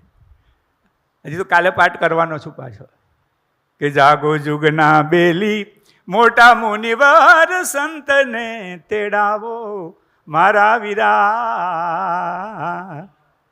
આ જુગ જાગો રે હોજી, તમે અસલ જુગ જાગો રે હોજી. શું વાણી કરી છે! હા ઘર કેરા દીવડા રે હોજી, કે તમે પોતે પેટ્યા વિના પર ઘેર જોતો સિદ્ધ પેટાવો મારા વીરા. અરે આ જુગ જાગો રે હોજી, અરે વીછી ના મંત્રો રે હોજી. વીછી કરડો એનો મંત્રો છે.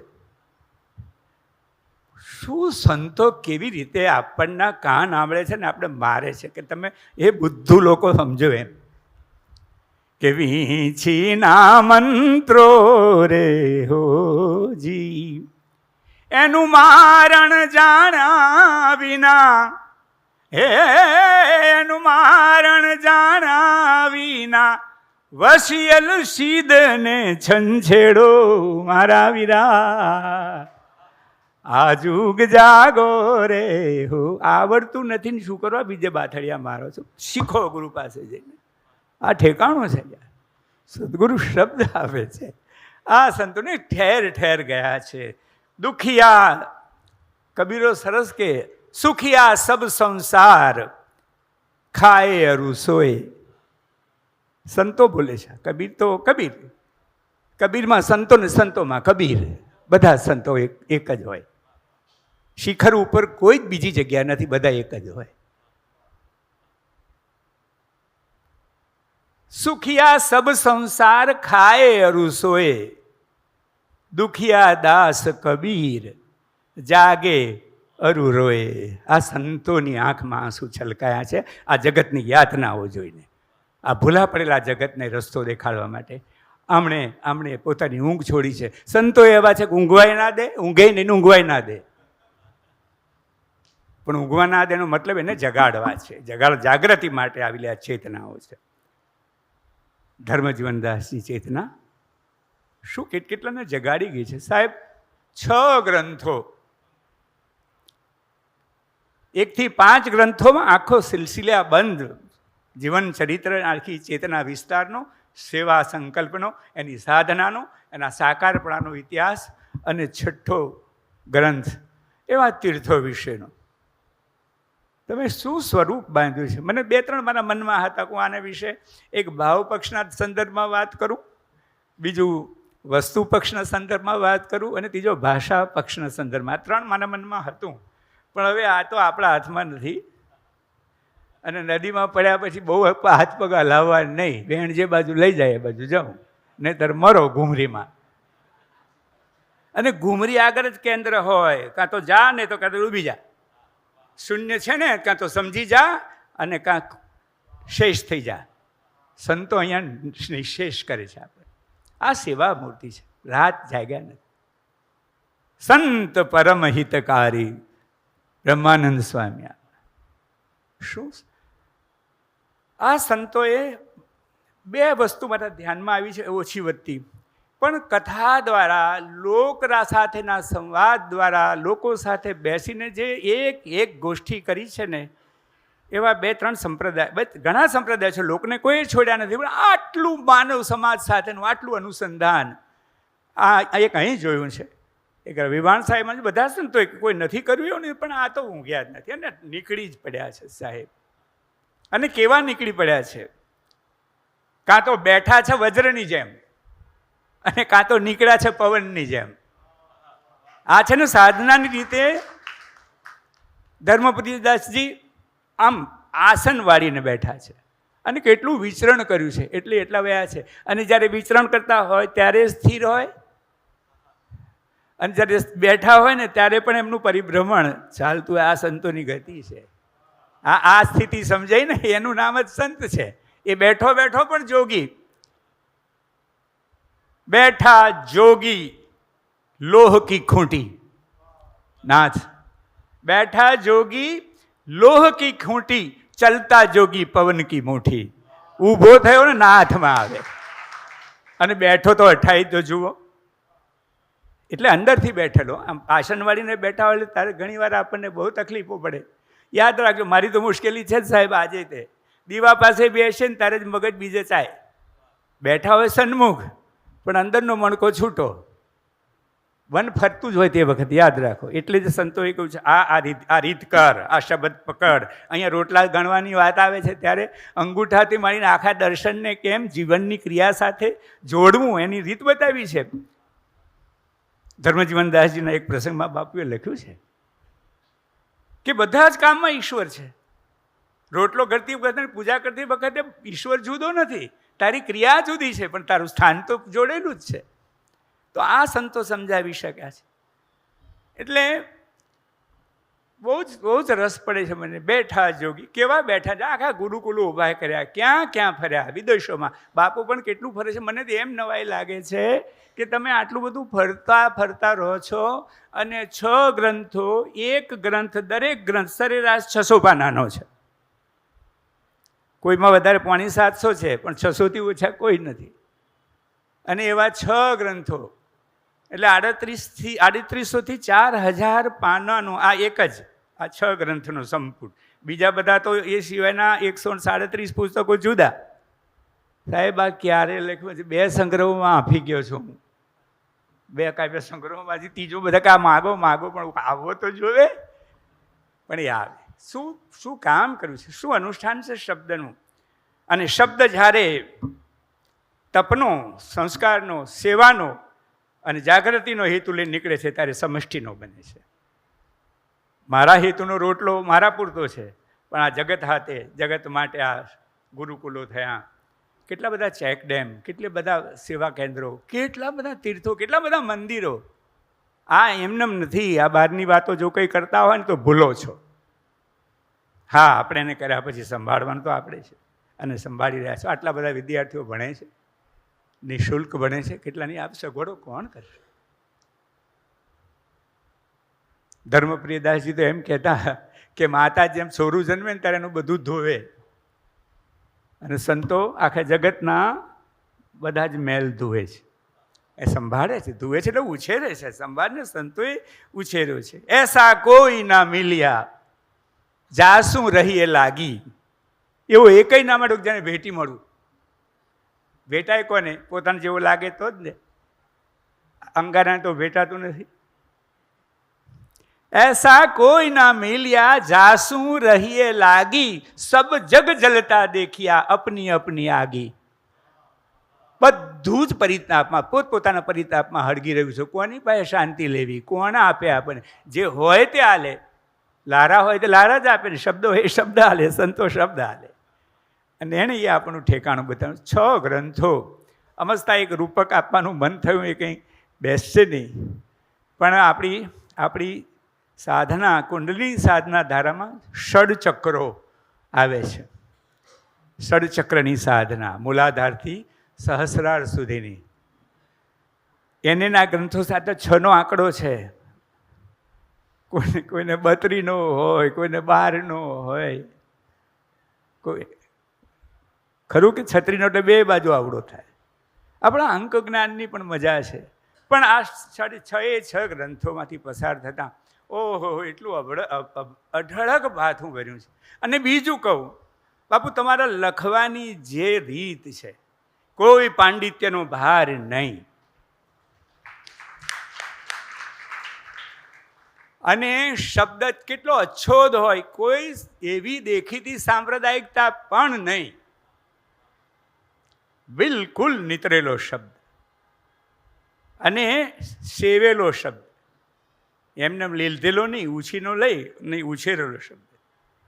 અને ગુરુ પ્રત્યેનો અશેષ સમર્પણ ભાવ, કેવો સાચો શબ્દ લઈને ગુરુની છબીને અહીંયા અચ્છોદ કરી બતાવે, એમનું આપણું લખાણ છે. અમારા ભાષા ભક્તની વાત કરું, શું ભાષા છે! એમ લખે કે ધન્ય ધરા ધન્ય ધરણી સૌરાષ્ટ્રની, પહેલું પ્રકરણ છે આ, પહેલા ભાગનું. હવે આ તો અમારે જેવા મને રાઘવજી બાબા છે ને, શું છે, અમે જ અમને જ આવડે છે, પણ આ તો બાપુને તો બાપુ ના આવડે એવું નથી. પણ અમે બહુ ઠાંસ મારીએ કે આ બધું અમને જ લખતા આવડે. બેહો બધા બહુ લખતા આવે, બાપુની તો લે શું જ આવતે. આ ધરણી પણ હવે અમે કોઈ જીવન ચરિત્ર લખતા હોય ત્યારે જન્મ, હા, માવતર પક્ષ કે પિતૃ એવું લખીએ સામાન્ય રીતે, એવી ભૂમિકા. પણ નહીં, વાત અહીં સૌરાષ્ટ્રની ધરણ. મેં કહું આપે આ પ્રકરણ કેમ લખ્યું હશે? તો જે બીજ જ્યાં ઉછર્યું છે ને, એ ભૂમિકાની તો વાત કરવી પડે સાહેબ. ત્યાંથી શરૂ કર્યું આપે. સૌરાષ્ટ્રના તરવડા ગામના ધર્મજીવનદાસજી પ્રગટેલા. એટલે જો આ બરાબર છે સાહેબ. બાકી પીઠિકા અને જે ભૂમિએ, એટલે કોઈ ભૂમિ પારકી નથી, બધી જ ભૂમિ પોતાની. પણ જ્યાં જે વડલો ઉછેર્યો છે એ જગ્યા તો એટલું છાંયો તો એનો અધિકાર રાખે ને, કે ના ભાઈ અમે અહીં ઉગેલા છે, આ આંબો અહીંનો હતો. એટલે એની વાત કરીને પછી ત્રીજા કે બીજા પ્રકરણમાં કે અષાઢી બીજ ઝબૂકી વીજળી. હવે આને પણ અષાઢી બીજના દિવસે સ્વામીજીનો જન્મ થયેલો. એટલે જો જન્મ અષાઢી બીજ એમ ના લખ્યું, અષાઢી બીજ ઝબૂકી વીજળી. આ કવિ કર્મ તો છે જ, આ સાધુ કર્મ પણ છે. શું અંજલિ આપી છે! એક વીજળીનો પ્રકાશ થયો છે, એ ઉજળી છે. અને આખી વીજળી છે ને, વીજળીને ચમકારે મોતી રે પરોવો પાનબાઈ, અચાનક અંધારા થશે. વીજળીનો ચમકારો સળંગ ના હોય, યાદ રાખજો. આખું ઘન અંધાર ઘેરાયેલું હોય તો પેલો તો આમ કંદોરાના દોરાની જેમ સડાક કરતો એક લીટો પાડીને જતો રહે. એટલે જીવનની અનંત યાત્રામાં આ અંધકારમાં આ જીવન તો પેલા વીજળીના દોરા જેટલું જ ક્ષણિક અલ્પ જીવન ને પ્રકાશની ઘટના એટલા સમય પૂરતી જ છે. અનંત જીવનમાં મનુષ્યના અવતારની ઘટના આટલા ચમકારા જેટલી જ છે, એક કંદોરાના રેખા જેટલી જ છે. અને મોતી અજવાળામાં જ પરોવાશે, અંધારામાં પડવાશે નહીં. આ બધા વિખરાયેલા અંધારામાં પડેલા મોતી આ સંતોએ વીણીને માળા કરી છે. કેટલા બધા વાતો એક પકડવા જાઉં.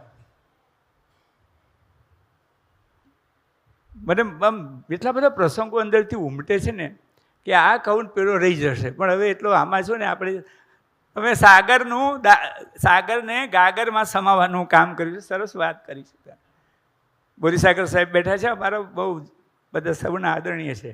હું હવે 5-7 મિનિટમાં મારી વાત પૂરી. અમારે તો બહુ જ કરવું છે, પણ હવે અત્યારે બોલીને જવું પછી કરીશ એવું બહુ ઠેકાણું નહીં અમારું, એટલે ફરતો બહુ થયું. મેં બાપુ તમે વડતાલ આપણે મને ભેગા થયા ત્યારે મેં વચનામૃતના ગદ્ય વિશે મારું કામ PhDનું ગદ્ય પર છે. હું ગદ્યના વિષય ઉપર, ગાંધી યુગનું ગદ્ય ઉપર મારું PhD. તમારું ગદ્ય શું ભાષા છે. મને એવું પણ થયું કે તમારા આટલા જ આ 4-6 ભાગમાં જે ગુજરાતની લોકલ સ્થાનિક તળપદી ભાષા છે એનો મોટો ખજાનો નાખ્યો છે તમે. હું મેં કેટલાક શબ્દો નોંધ્યા છે, બધું લાવ્યો છું. હું તો હોમવર્ક કરે, હું તો પાછો અધ્યાપક બી રહી ગયેલો. અને સાધુ તો બરાબર છે, પણ જ્યારે આપણે આસન પર જઈએ ને ત્યારે આપણે તૈયારી કરીને તો જવું. હું મોડો પડ્યું છું, બધા ક્ષમા માગું છું આપની. મારે બહુ પહોંચાય એવું નહોતું, પણ મારે અહીંયા આવવું હતું એ નક્કી જ હતું. તમે બધા જતા રહ્યા હોત તોય આવત. મારે તો એને પગે લાગવાનું હતું, મારે શું લેવાનું છે. હું તો લેવા આવેલો, હાલવા તો આવ્યો જ નથી. હું મારો આનંદ વેચવા આવ્યો છું અહીં, બિલકુલ. અને અહીં નહીં આવીએ તો બીજે ક્યાં જશું. એટલે આ ભાષાકર્મ બહુ એમાં આવેલા. અને જે પોતે તો લખ્યા જ છે એ કે પેલી ધોતિયું પહેરે ત્યારે તમે જે આમ પહેરવાની વાત કરી છે, સાધુઓ ધોતિયું પહેરે ત્યારે કોઈ ગાંઠ બાંધીને કરે ને કોઈ આમ એને વડ ચડાવીને કરે. શું સરસ પ્રસંગ લખ્યો છે. મેં લખીને વાંચવું પણ હતું, મારે ભાષા બતાવી હતી કે આ લખવા બેસો તો આપણી ભાષા ખોવાઈ જશે જો નહીં પકડીએ તો. આપણા વાજારો તો ગયા, હળ મને જોવા નથી મળતું. પેલું જૂનું બળદગાડું મારે હંગરવું તમારી સંસ્થાઓમાં ઉત્તમ કામ થયું છે. આ મોટો દસ્તાવેજ છે. આ ગ્રંથ પણ મોટો દસ્તાવેજ છે સાહેબ. તમે દરેક ગામની, દરેક સંતની, દરેક સ્થાનની, દરેક તીર્થની અને દરેક પર્વની વાતો જે ઝીણવટથી કરી છે. એટલે એક સંતના કેન્દ્રની આસપાસ આખું સાંસ્કૃતિક પર્યાવરણ, એનો આભા મંડળ કેવું રચાય એ આ ગ્રંથ ઉદાહરણ છે. મારે એક આખો 6ઠ્ઠા ભાગનો એક આખો ભાગ હું કોપી કરીને લાવ્યો હતો લીટા મારીને, કે આ બતાવવું છે, આ સંતો કરી શકે. અને આ PhD કરનારા અમે અધ્યાપકો આટલી અવધાનતાથી આટલા ઊંડા ઉતરી નથી કરી શકતા સાહેબ. આટલી ગંભીરતા જ નથી, શબ્દ પ્રત્યેની નિષ્ઠા જ નથી. એક વસ્તુમાં અને ખરાઈ કરી છે. જ્યાં સાંભળ્યું છે ત્યાં જાતે ગયા છે. આવું ફિલ્ડ વર્ક, આવું ક્ષેત્ર કાર્ય સંતો સિવાય, તમારા જેવા સિવાય અમે જ નથી કરતા ને. હું કરું છું. હું શબ્દ લખું. મારા બાપુએ અને મારા શિક્ષકે મને કહેલું, બધાને કહું છું, આપણા બધાને, કે આપણે જે શબ્દ બોલીએ એ શબ્દનો અર્થ આપણને આવડવો જોઈએ. હવે કાલથી આજે જ ન કે આખા દિવસમાં જે શબ્દો આપણે બોલ્યા છીએ એના અર્થો આપણને આવડ્યા છે, જોઈ લેજો. નપાસ થઈશું બધા જ. આવ્યું પરંપરાથી જેમ આવ્યું એમ ગોટાડતા ગયા. એની અંદર ત્યાં આપણે પેઠા જ નથી, શબ્દમાં પેઠા જ નથી, એટલે શબ્દ આપણને બહાર કાઢતો નથી. જે અંદર પ્રવેશે એને મુક્તિ મળે. એટલે આવો રૂડો ગ્રંથ જેના વિશેની વાતો અગણિત છે. એક મોટું દસ્તાવેજી કાર્ય થયું છે. એક પરિભાષા કોશ કોઈને સોંપો, કોઈ કરે આમાંથી કેટલીક અને વાતચીતમાં આવી છે. સ્વામીજીએ તો એમને આ છે લખ્યું છે, એમને નોંધો કરી છે, એમાં લખ્યું છે. સ્વામીજીના પોતાના વક્તવ્યોમાં પણ છે. પણ જે લોકો સાથે ડાયલોગ થયો છે એ લોકોના સંવાદની પદ્ધતિ પણ આપણા આલેખનની બહુ જ ઉત્તમ પદ્ધતિ. આ પ્રજાને જે પ્રતિનિધિત્વ મળ્યું છે, આ જનજીવનને જે અંદર સ્થાન મળ્યું છે એના અસલ પરિવેશ સાથે. એ આવ્યો છે ત્યારે ગયો છે, ઉઠીને ગયો છે ત્યારે બીજો છે. જેસલ તોરલ પાસે આવ્યો ત્યારે એક હતો ને સવારે ગયો ત્યારે બીજો હતો. અહીં એવા ઘણા આવ્યા છે ને સવારે ગયા ત્યારે બીજા હતા. એટલે એવા પ્રવેશ દ્વારમાં, એવા મંદિરમાં, એવા મંદિર સમા આપ સર્વને એટલું બધું મન થાય છે કે શું વાત કરીને શું ન કરીએ. આ એક સાધનાના અનુષ્ઠાન જેવા પર્વને ફરીથી આપના અનુષ્ઠાનને વંદન છે. અને જે પરમ સૂર્યની પ્રભાએ આપને સેવ્યા છે અને જે પરંપરાએ આ આખું વહેણ સોંપ્યું છે અને જીલી બતાવી છે, આખી પરંપરાને ગુરુવર્ય ધર્મજીવનદાસજીને, આપ સર્વને, એ સાથે આપ સર્વમાં જે બિરાજમાન છે એ સર્વને મારા જય સ્વામિનારાયણ, જય ગુરુદેવ. હવે એક કવિતા ગાય સમ. હું તો હવે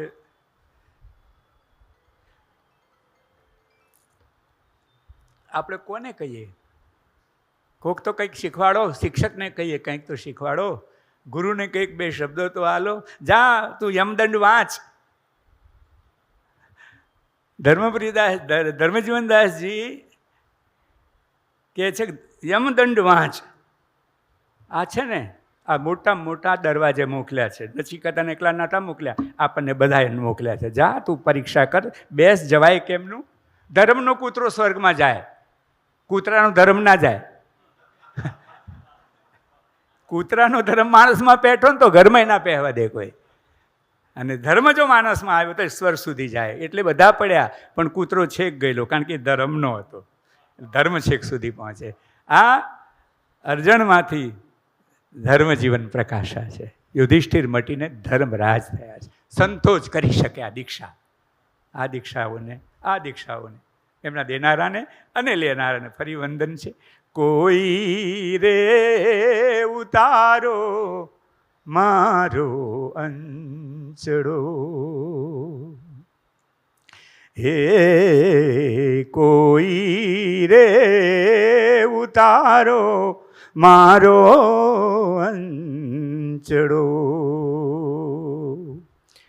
અમે અમારા ઓઢેલા અંધાર રે,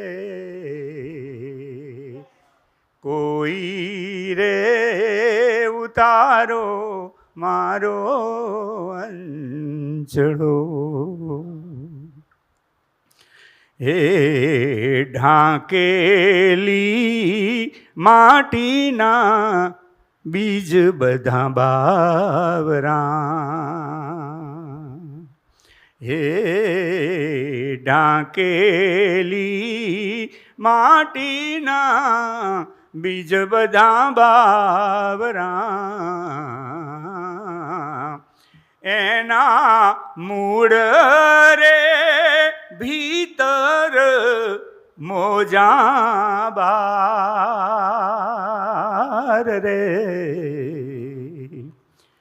કોઈ રે ઉતારો મારો અંચડો.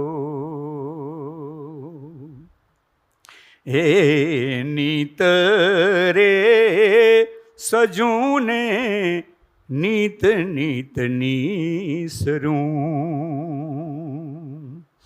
હે નીત રે સજુને નીત નીત નીસરું,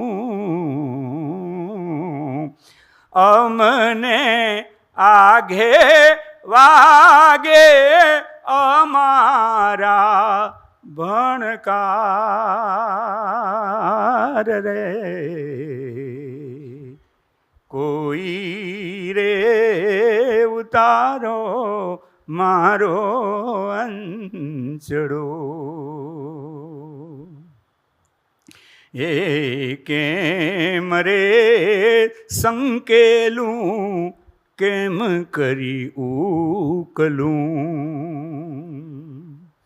હે કેમ રે સંકેલું, કેમ કરી ઉકલું,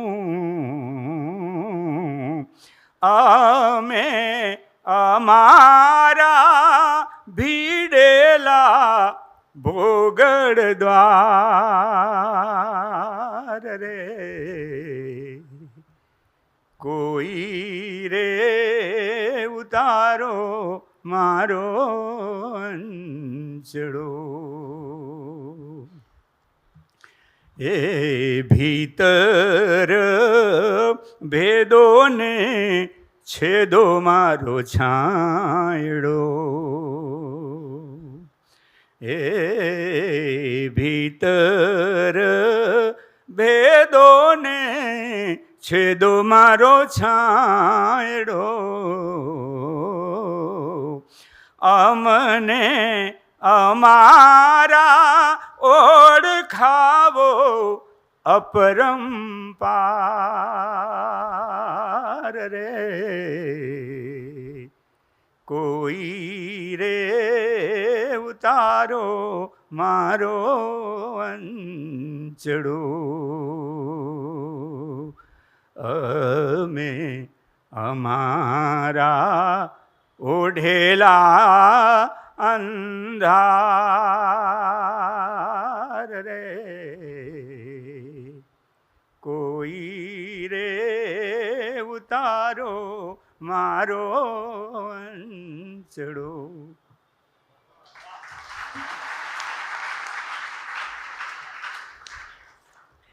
આખી વાત અંચડો દૂર કરવાની છે, અંધારાને દૂર કરવાની છે. શા માટે આ ધર્મજીવન સત્ર, શા માટે આ વિદ્વાનો અહીંયા છે? આપણા શબ્દને, આપણા જીવનને, આપણા ભાવને ક્યાંક કાટ લાગે છે ને એને દૂર કરવાનો પર્વ છે. એટલે વારંવાર અહીંયા આવું, મંદિરમાં આવીને તમે જ્યારે દર્શન કરો છો ને ત્યારે તમારામાં પણ એક જ્યોત પ્રગટતી એવું મેં હંમેશા અનુભવ્યું છે. સંતોને જ્યારે પગે લાગું છું ત્યારે મારામાં એક નમ્રતા ઉગતી હોય છે. તો નમ્ર બનવા માટે, જ્યોત પ્રગટાવવા માટે, શબ્દને ચોખ્ખા કરવા માટે, છેદું ઘસું તપાવું શબ્દ શબ્દને અવતારવા મથું છું કદાચ અવાકને, આવું રાજેન્દ્ર શુક્લ કહે છે. તો અહીંયા આપણે અવતારવું છે. તો આ પ્રસંગ ખૂબ ખૂબ આનંદ થયો. દરેક શબ્દ દિલથી આવતો હતો, માટે દિલને સ્પર્શતો હતો. તો અદ્ભુત પ્રસંગ છે. એવો જ એક પ્રસંગ આપણે ઉજવવાની એક તક લઈએ છીએ. ગુજરાતી સાહિત્યમાં હાસ્ય છે ને એ અખાથી આમ ભરપૂર પ્રમાણમાં આવ્યું, અને પછી રમણભાઈ નીલકંઠ એનું ભદ્રમ ભદ્ર, અને ગુજરાતમાં હાસ્ય સાત્વિક હાસ્ય છે, અદ્ભુત હાસ્ય છે. કેવા કેવા ધુરંધરો, જ્યોતિન્દ્ર દવે હોય, બકુલ ત્રિપાઠી હોય, વિનોદ ભટ્ટ હોય, અને એ જ પરંપરામાં જેને ગુજરાતી સાહિત્યમાં હાસ્યને એક ઉત્તમ કક્ષાએ મૂકી આપ્યું છે એવા પરમ સારસ્વત છે, બહુ મોટા વિદ્વાન છે, ભાષા માટે ખૂબ કામ કરે છે. આટલી ઉંમરે પણ એ નિયમિતપણે વિશ્વકોશમાં જાય છે અને ભાષા શુદ્ધિનું કામ કરે છે. તો એવા એક શબ્દ સાધક છે, અને હમણાં જ ભારત સરકારે પદ્મશ્રી એવા સન્માનથી વિભૂષિત કર્યા છે. હું પરમ આદરણીય મહાદેવપ્રદાસ સ્વામી અને બાલસ્વામીને વિનંતી કરું કે આપણે શાલથી અને એક આમ તો એવી ગુરુકુલની પ્રસાદી એ થોડા કવરથી અને હારથી, એક સ્મૃતિચિહ્નથી, એક અદ્ભુત પ્રસંગ છે આ. એક સાત્વિક એવા સ્વામીજી આપના વરદ હસ્તે આ સાત્વિક પુરુષને પહોંચવામાં આવે એનો પણ આનંદ છે. ખૂબ ઉમળકાથી આપણે આ એક સારસ્વતને વધાવીશું.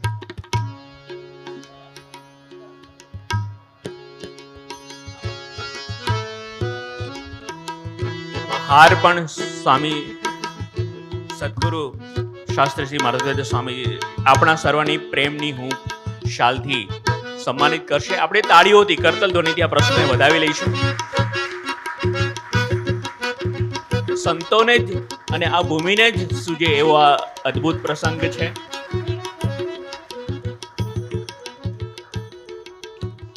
પૂજ્ય બાલસ્વામી હાર પહેરાવી અને બંને સંતો હાર પહેરાવીને આ સાક્ષરને વધાવે છે, આપણો પ્રેમ પહોંચાડે છે. એક સ્મૃતિચિહ્ન, અને બંને આપણા વક્તાશ્રીઓ પણ જોડાય છે. તો આવો આનંદનો પ્રસંગને ખૂબ ખૂબ પ્રેમથી અને આપણે વધાવી લઈએ છીએ. અને ગુરુકુલની આર્થિક પ્રસાદી પણ આપણે એ આ પછીના તબક્કે રાખીએ. હાજી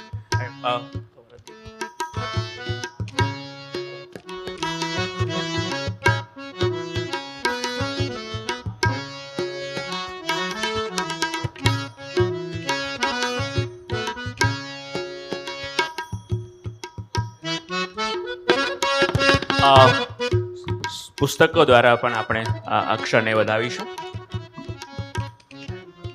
હાજી સાહેબે બધા પુસ્તકો લખ્યા છે, સાહેબે હાજી સ્વામીજીને અર્પણ કર્યા છે. તો આ પ્રસંગે હાજી બોરીસાગર સાહેબ આપના જે અદ્ભુત પુસ્તકો છે આમાંથી દરેકે પસાર થવું. સ્વામીજી બાલ સ્વામીજી, વાહ, ધન્ય પ્રસંગ છે આપણા માટે. આ ગુરુકુલ એક એવું સ્થાન છે ત્યાં સંસ્કૃતિ, ત્યાં કલા, ત્યાં શબ્દ પોખાય છે અને સંતોના આશીર્વાદ આવા સારસ્વતોના શિરે હોય છે. એટલે આ ભૂમિ વધારે ને વધારે ઓજસ્વી, તેજસ્વી અને પ્રતિભાવાન બને છે અને ખૂબ આનંદ છે. હાજી સ્વામી, હું આદરણીય બોરીસાગર સાહેબ વિનંતી કર્યું કે પોતાનો પ્રતિભાવ આપે.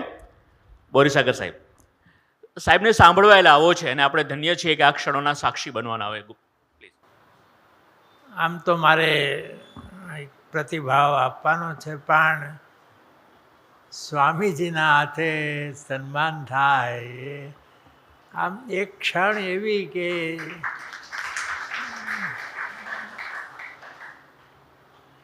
કયા શબ્દોમાં આભાર માનું. પણ બસ એક ધન્યતાનો અનુભવ થયો. આમ તો મારે પ્રતિભાવ રૂપે એક સંક્ષેપમાં જ એક બે વાત કરવાની છે. એક તો માધવ પ્રિયદાસજી સ્વામી, એમની સાહિત્ય પ્રીતિ અને સાહિત્યકાર પ્રીતિ એ બંને એટલા બધા જાણીતા છે.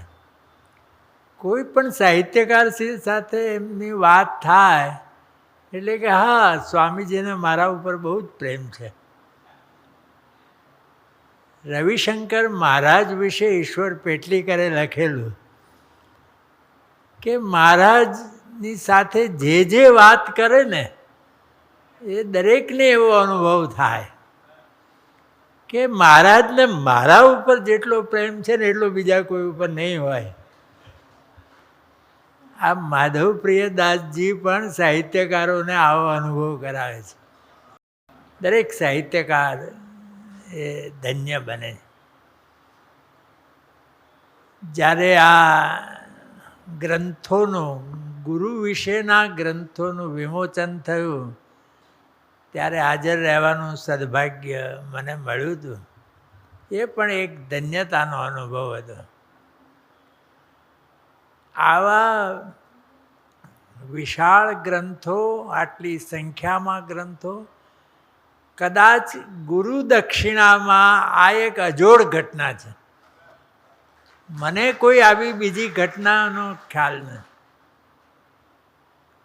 અને પડિયાર સાહેબે કહ્યું ને કે પીએચડી જે કરનારા હોય એ આમ અભ્યાસ કરે, બધું જ કરે. ઘણાને તો ઘણી મહેનત કરવાની થાય. આપણા ઘણા થીસીસ એ બહુ જ અભ્યાસનું ફળ છે. પડિયાર સાહેબનો જ ગાંધી યુગનો ગદ્ય છે, એ પુસ્તકો એમાંથી પસાર થઈએ ત્યારે ખ્યાલ આવે કેટલા ઊંડાણથી અભ્યાસ કરી. પણ કેવળ ગુરુ ભક્તિ માટે એ પીએચડીના અભ્યાસમાં તો એક ડિગ્રી મેળવવાનો, પદવી મેળવવાનો ખ્યાલ હોય છે. અને એ પદવી સહેલાઈથી નથી મળતી એ ખરું, પણ એ આખરે પદવી માટેનો અભ્યાસ હોય છે. આ અભ્યાસ છે તે તો કેવળ ગુરુ પ્રીતિ માટેનો, ગુરુ ભક્તિ માટેનો. એટલે ગુરુ માટેની આવી ભક્તિ એ ખરેખર એક અજોડ ઘટના છે. આ એવોર્ડ મળ્યો, એના માટે આ સન્માન થયું. એક સાહિત્યકાર તરીકે, એક લેખક તરીકે કોઈ પણ પારિતોષિક મળે, પહેલું મારા પુસ્તકને મરકને ગુજરાતી સાહિત્ય પરિષદનું જ્યોતિન્દ્ર દવે પારિતોષિક મળ્યું ત્યારે આનંદ થયો હતો, ખૂબ આનંદ થયો હતો. એવો જ આનંદ દરેક પારિતોષિક વખતે થાય છે ને એમાં આવું એક રાષ્ટ્રીય કક્ષાએ સ્વીકૃતિ થાય તો એનો આનંદ થાય જ. અને મુખ્ય આનંદ તો એ છે કે આપણે ત્યાં ગુજરાતી સાહિત્યમાં બાળ સાહિત્ય, લોક સાહિત્ય અને હાસ્ય સાહિત્ય, આ હાસ્યામાં છે. ત્રણેય પ્રકારના સાહિત્ય છે. આમ એમનું પણ મુખ્ય ધારામાં એનો પ્રવેશ નહોતો. આ પ્રવેશ થયો, મુખ્ય ધારામાં હાસ્ય સાહિત્યનો સ્વીકાર થયો, એ પણ એક મારે માટે ઘણી આનંદની ઘટના છે. અને એને માટે ઈશ્વરે મને નિમિત્ત બનાવ્યો, એ એક વિશેષ આનંદની વાત છે. પણ આવી જ્યારે જ્યારે સ્વીકૃતિ થાય છે ત્યારે ત્યારે એ સ્વીકૃતિ મને વધુ ને વધુ નમ્ર બનાવે છે. મને થાય છે કે આ જે હું કંઈ લખું છું, કોઈ પણ સાહિત્યકાર, રાઘવજીભાઈ વાર્તાઓ લખતા હોય કે પઢિયાર સાહેબ કાવ્યો લખતા હોય કે હું હાસ્ય લેખો લખતો હોઉં કે કોઈ પણ નવલકથા વાર્તાકાર, એ એક સાધના છે. સાધનાની જેમ એ થવું જોઈએ. એ પૂજા છે. જેમ કે મારી વાત કરું તો હું કંઈ કોઈ મંદિરમાં ક્યારે, એટલે મંદિરમાં જવાનો બાદ નથી, મંદિરમાં જઈએ છીએ ત્યારે પરમ શાંતિનો અનુભવ પણ થાય છે. પણ આમ એક નિત્યક્રમ પ્રમાણે હું ક્યારેય મંદિરે જતો નથી. નિત્યક્રમ પ્રમાણે હું ક્યારેય માળા ફેરવતો નથી. નિત્યક્રમ પ્રમાણે ક્યારેય હું જાપ કરતો નથી. પણ જ્યારે હું લખવા બેસું છું ત્યારે એ મારી પૂજા હોય છે. એક પૂજાના ભાવથી લખું છું. એ વખતે કંઈ એવો ખ્યાલ નથી હોતો કે આનું શું થશે, આ સ્વીકૃતિ થશે કે નહીં, એ કશું કોઈ ખ્યાલ આપણે જ નથી હોતા. દરેક સાહિત્યકારનો અનુભવ છે, અનુભવ હશે કે જ્યારે એ લખે છે ત્યારે એ નથી હોતો. જે બાહ્ય રીતે વ્યવહારમાં હોય છે એ નથી હોતો. એ ક્ષણો કોઈ જુદી ક્ષણો છે. દર્શક, આપણા મોટા સાહિત્યકાર મનુભાઈ પંચોળી, એ દર્શકને, દર્શક ઉપનામ એટલે દ્રષ્ટા, જે જોઈ શકે છે, પાર જોઈ શકે છે, એવો સાહિત્યકાર. અને આપણા મનુભાઈ બહુ જ મોટા સાહિત્યકાર હતા. તો એક દર્શનાબેન ધોળકિયાએ એમનો ઇન્ટરવ્યૂ લીધો, પૂછ્યું કે તમે દર્શક, ખરેખર દર્શક? તો મનુભાઈએ બહુ જ સરસ જવાબ આપ્યો, બેન, લખતો હોઉં ને ત્યારે દર્શક, એ સિવાય તો મનુભાઈ પંચોળી. તો એ જે લખતો હોય છે ને ત્યારે દરેક લેખક, દરેક સર્જક દર્શક હોય છે. એને કોઈક દર્શન થાય છે. એ જો પછી એ જો એના મનમાં પૂજા સિવાયની બીજી કોઈ ભાવના ન હોય તો એ એક ઉત્તમ સાહિત્યના સર્જનનું નિમિત્ત બને.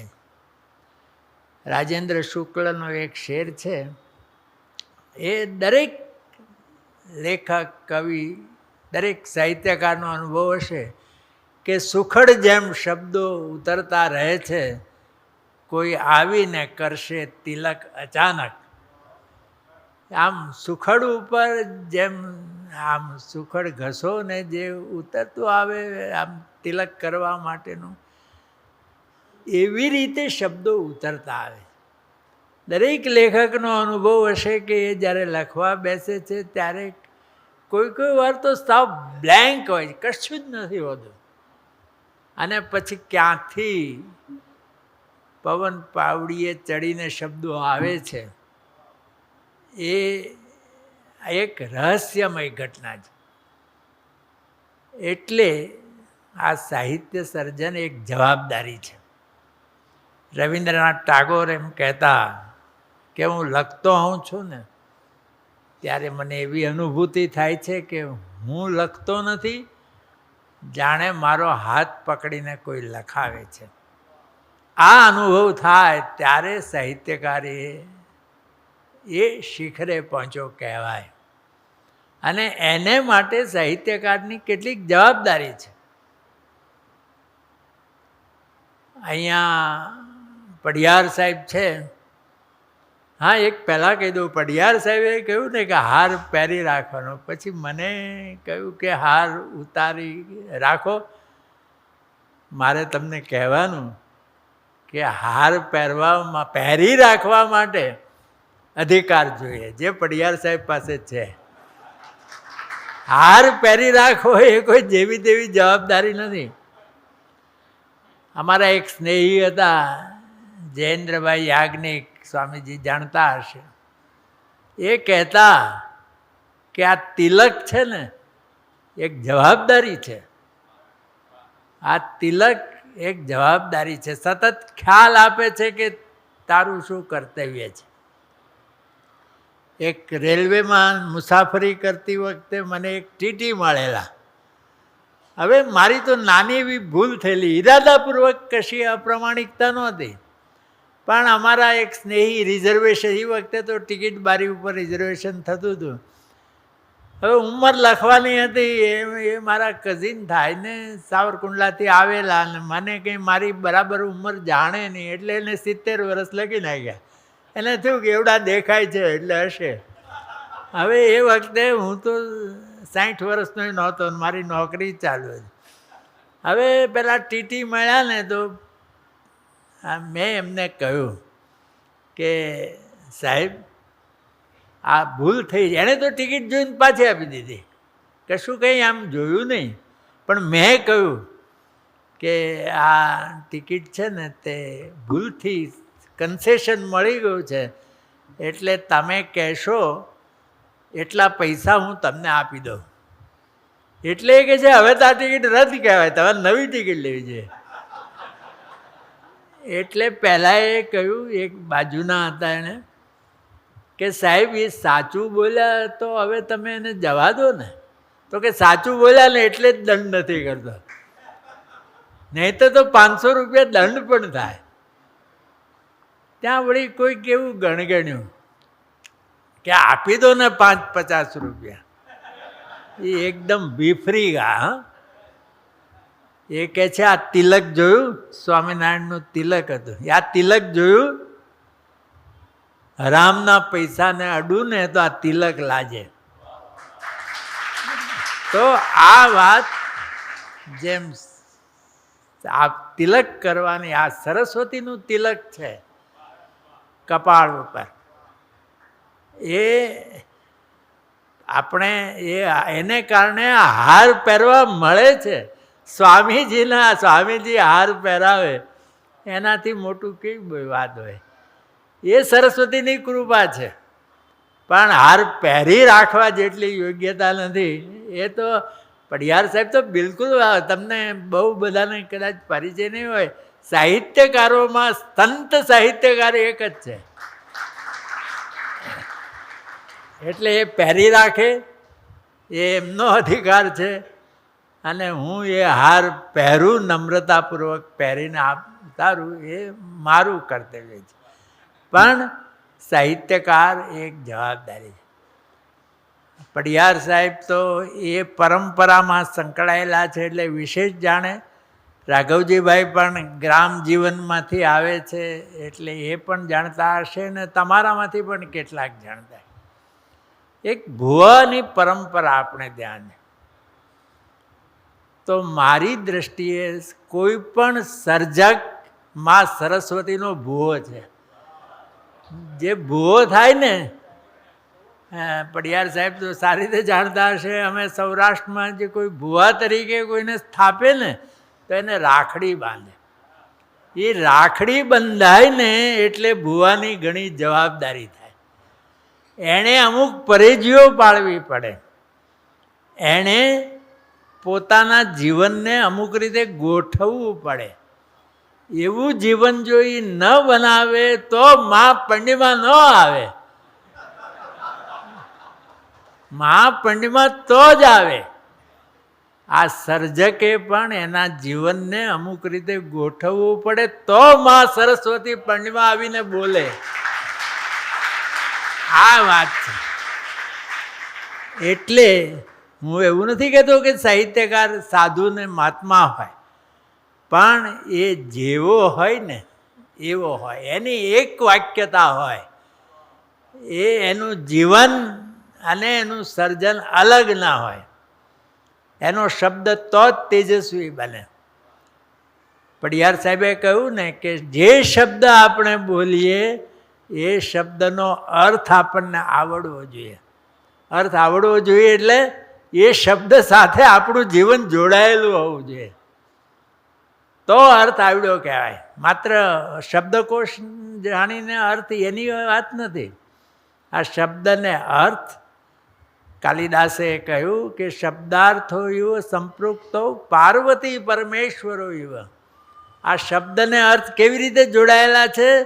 જેવી રીતે પાર્વતીને પરમેશ્વર જોડાયેલા છે.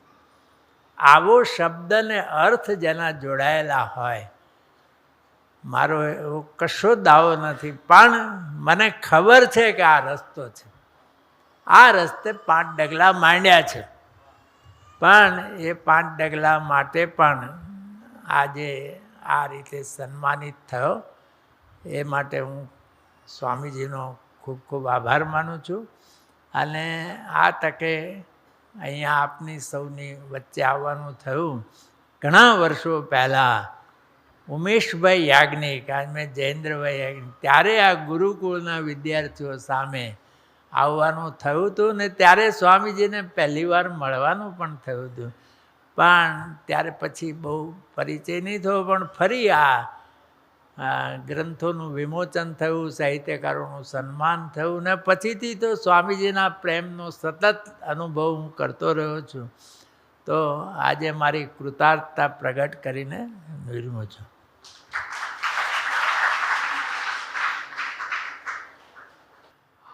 કવિ અનિલ જોશી મને યાદ આવે છે કે ચનોઠીઓના ઢગલે દાજ્યા કંઈક કવિના કિત્તાજી, શબ્દમાં હું એમ પ્રવેશું જેમ આગમાં સીતાજી. જેવી તેવી ઘટના નથી, ત્યારે શબ્દને પામી શકાતો હતો. અદ્ભુત શબ્દ પર્વ થયું, વિશેષ કહેવું નથી, સમય પણ થયો છે, પણ જેમણે શબ્દને સેવ્યો છે, સાધના કરી છે અને પોતાના ગુરુને સજીવ કરી આપ્યા. આ જુદું એક અવતાર ધર્મદયાનંદદાસ સ્વામીનો, મારા પણ ગુરુ, તો એ જુદો અવતાર જેમણે રચી આપ્યો. અને હું હંમેશા ચમત્કારની વાત કરીને, આ ચમત્કાર છે શું છે બીજું, આટલા 4000 પૃષ્ઠોમાં 6 ભાગમાં જે ગુરુને ઝીલે એ ચમત્કાર છે. તો એવા ભૂમાના સંત આદરણીય આપણા સર્વના ગુરુજન એવા માધુરીદાસ સ્વામીને વિનંતી કરું કે આ શબ્દે પોતાના ભાવ પુષ્પ વેરે અને આપના સર્વના ચિત્તને સુગંધિત કરે. પરમ આદરણીય પરમ શ્રદ્ધેય શાસ્ત્રી શ્રી માધુરીદાસ સ્વામી. ગુજરાતના ગૌરવવંતા શોભારૂપ મૂર્ધન્ય સાહિત્યકારો આપણી વચ્ચે બેઠા છે. કોલમમાં રાઘવજીભાઈની વાર્તાઓ તો વાંચતા હોઈએ.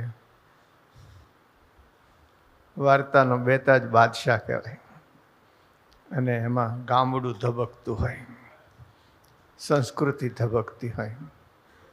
દલપતભાઈ સાધારણ વ્યક્તિત્વ નથી, પવિત્ર સંત પરંપરા, એમાં રવિભાણ પરંપરા. આપણી સાધુની પરંપરા 2 પ્રકારની હોય, નાદ પરંપરા અને બુંદ પરંપરા. અમારે દલપતભાઈ નાદ પરંપરાના છે ને બુંદ પરંપરાના છે.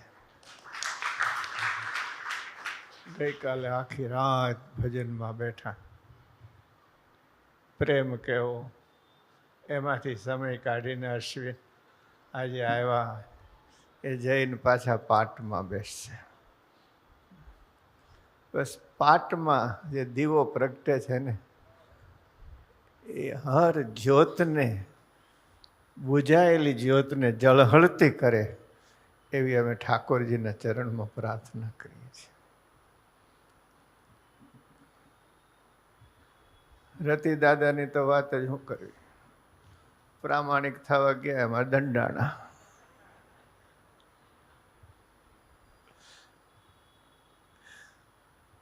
સાહિત્યકારો બેઠા હોય ત્યારે શબ્દમાં ઉતરવાનું મન થાય.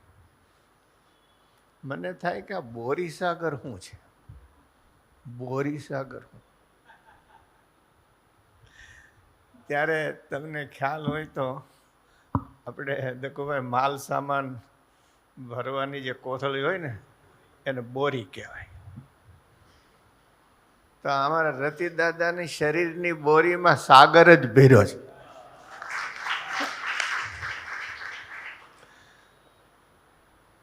વધારે અર્થ તો રાઘવજીભાઈ જે કરવો એ કરે, અધૂરું રહે તો નિસર્ગ કરે.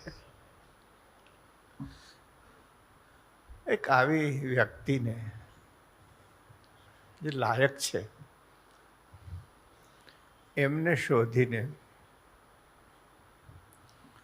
નરેન્દ્રભાઈ મોદી પદ્મશ્રીથી પૂજે એનાથી મોટો અવસર બીજો કયો હોઈ શકે?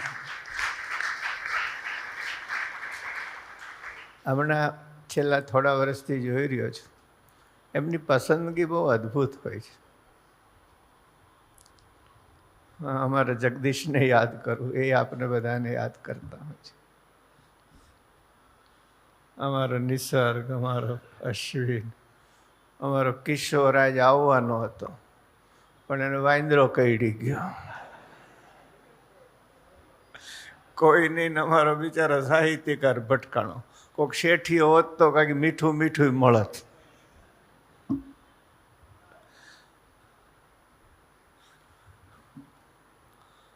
આજના સત્રને હું ત્રિવેણી સંગમ માનું છું. 3 મૂર્ધન્ય સરસ્વતીના ઉપાસકો આપણી વચ્ચે ઉપસ્થિત છે અને આપણે તો ભારતીય છીએ. સંગમમાં સ્નાન કરવામાં આપણે કૃતાર્થતા માનીએ છીએ. આ આપણો ત્રિવેણી સંગમ છે. થોડી વાત થઈ, સાહિત્યકાર સ્વામીને ગમે છે, નિસર્ગ એનું કારણ છે ગમવાનું, કે જગત જન્મે છે અને સાહિત્યકાર જીવે છે. સંવેદના છે, બાકી તો મશીન જ ભેગા થયા છે. સંવેદનાઓ છે એટલે ગમે છે. એમાં સંવેદનાના ઘોડાપૂર ઘોઘવતા હોય.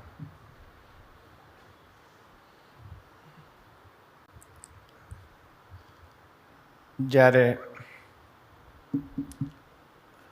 અંગ્રેજોના સમયમાં દલપતરામ વખતે,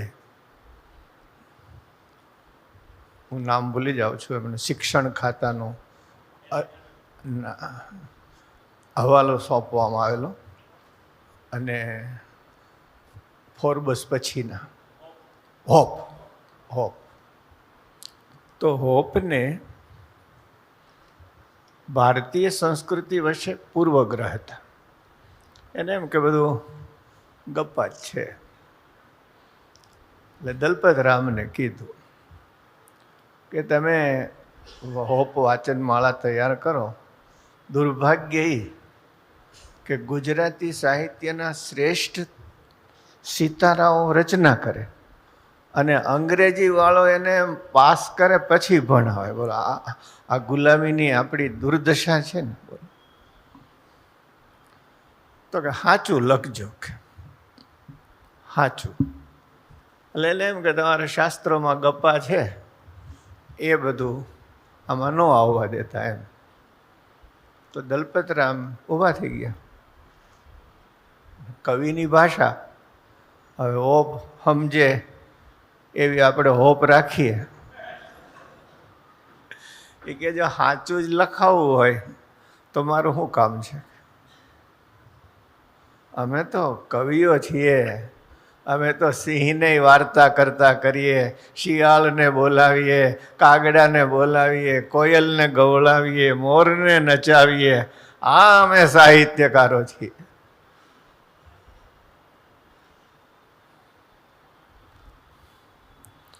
હોપ કે પણ ફોર્બસે કીધેલું, તું એને સાવધાન થઈ છે, એના જેવો કોઈ છે નહીં બીજો. એ કે તમારે હનુમાનજીની પૂંછડી લાંબી બહુ નહીં?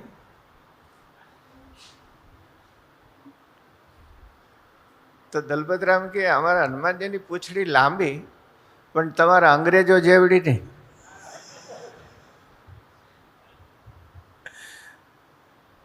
બને ઇન્ડિયાને ખૂણે અને પહોંચે ઇંગ્લેન્ડ, તમારી પૂંછ આટલી લાંબી. પૂંછ શબ્દ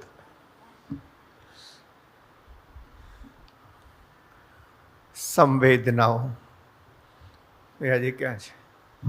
સુકાતી જાય છે. એટલે આજનું સત્ર એ સંવેદનાની ભાગીરથી છે, એની ત્રિવેણી. આપ આટલો સમય લઈને પધાર્યા એનો આનંદ છે. બે શબ્દો વારંવાર રાઘવજીભાઈએ પણ ચમત્કૃતિ શબ્દ વાપર્યો. શબ્દ તો આવ્યો ને આવ્યો. સંત અને ચમત્કૃતિની જુગલબંધી રહી છે. સંતને ચમત્કાર સર્જવા પડતા નથી, સહજ હોય છે. અને ચમત્કાર એ છે કે જ્યારે આપણે કાર્ય અને કારણની કડી જોડી ના શકીએ એને આપણે ચમત્કાર કહીએ છીએ. પણ કાર્ય કારણનો ખેલ જ હોય છે, તે આપણને સમજાતો નથી.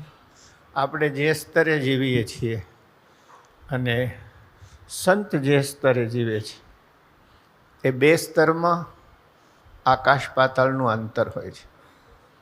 એટલે આપણા સ્તરની બુદ્ધિ એ વ્યાપક સ્તરને સમજી શકતી નથી.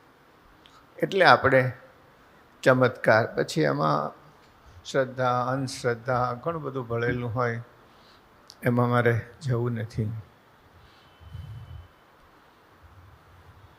અને શબ્દને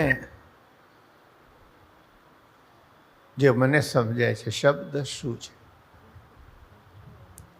નાનું બાળક હોય એ માંડ પગલાં માંડતું હોય ત્યારે માં એને આંગળી આપે, આંગળી પકડાવે અને બાળકને ચલાવે. હું જે શબ્દની વાત કરી રહ્યો છું એ સંતના શબ્દની વાત કરું છું. શબ્દ એ સંતરૂપી માની આંગળી છે. એ મને તમને ચલાવે છે. ક્યાં લઈ જાય છે? અશબ્દમ, અસ્પર્શમ, અરૂપમ. ઉપનિષદનો ઈશનો મંત્ર છે. શબ્દની આંગળી પકડીને આપણને અશબ્દ સુધી લઈ જાય છે, શબ્દાતીત લઈ જાય છે, સ્પર્શાતીત લઈ જાય છે, આપણા સીમાડાઓથી પાર લઈ જાય છે. એ સંતનો શબ્દ છે. એ શબ્દ સાધારણ નથી હોતો. ગુરુદેવ શાસ્ત્રીજી મહારાજને એ શબ્દ પ્રાપ્ત થયો હતો, એ માની આંગળી પ્રાપ્ત થઈ હતી. અર્જણમાંથી ધર્મજીવન થવું એક અદ્ભુત યાત્રા છે. અર્જણમાંથી ધર્મજીવન સુધીની યાત્રા છે. ઉપનિષદના રથનું દ્રષ્ટાંત છે, રથનું લક્ષ્ય છે. કૃષ્ણના રથનું દ્રષ્ટાંત છે, તો અર્જુન માટે લક્ષ્ય છે.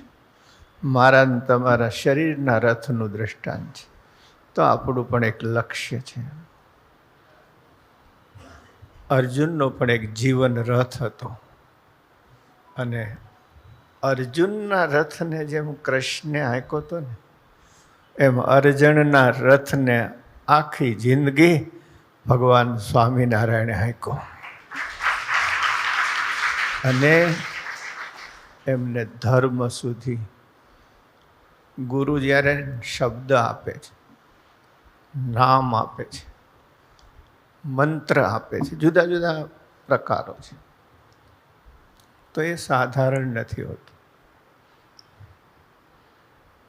સ્વયં ગુરુદેવ કહેતા, હમણાં દલપતભાઈ અંચળો ઉતારવાની કેટલી અદ્ભુત વાત કરી. ઉપનિષદનું મંત્ર રમતો તો મને હિરણ્મયેન પાત્રેણ સત્યસ્યાપి હિતમ મુખમ તત્વમ ભૂષણ પાવૃણો સત્ય ધર્માય ઘૂંઘટ કે પટ ખોલ રે તુझे પીવ મિલેંગે. એ જે અંચળો છે એ અંચળો ઉતારવાની વાત છે. સદગુરુ એની કૃપાથી આપણા અંચળાઓ ઉતરે છે. ગુરુદેવ શાસ્ત્રીજી મહારાજને એ શબ્દ પ્રાપ્ત થયો હતો. એમણે અંચળો ઉતરાયો એટલે વ્યાપક બનાવ્યા. સંત શબ્દનો મૂળ શબ્દ છે સત. સતનો અર્થ છે પરમ અસ્તિત્વ. પરમ અસ્તિત્વનો અર્થ છે સર્વવ્યાપી ચેતના. અને એમાંથી જે સુગંધ ઉઠે એ વૈશ્વિક પ્રેમની ઉઠે. સુગંધ નહીં, મહેક. મહેક શબ્દ વાપરો, કલાપીનો મહેક ઉઠે. એમ જ્યારે સતની પ્રાપ્તિ થાય, સર્વત્ર વ્યાપી પરમ અસ્તિત્વની પ્રાપ્તિ થાય, ત્યારે પ્રેમની મહેક ઉઠતી હોય છે. પછી એમાં મારા તારાના કોઈ ભેદ રહેતા નથી, એ સર્વત્ર પ્રસરે છે. એમ અર્જણ એવા ધર્મજીવનદાસ બેના કે એનો ધર્મ સંપ્રદાય પૂરતો વ્યાપક ન રહ્યો. એ પ્રેમે બધાને પોતાના ખોળામાં સમાવી લીધા. આ અર્જણની યાત્રા છે. બધાને ગુરુકુલમાં 18 આલમના છોકરા ભેણ.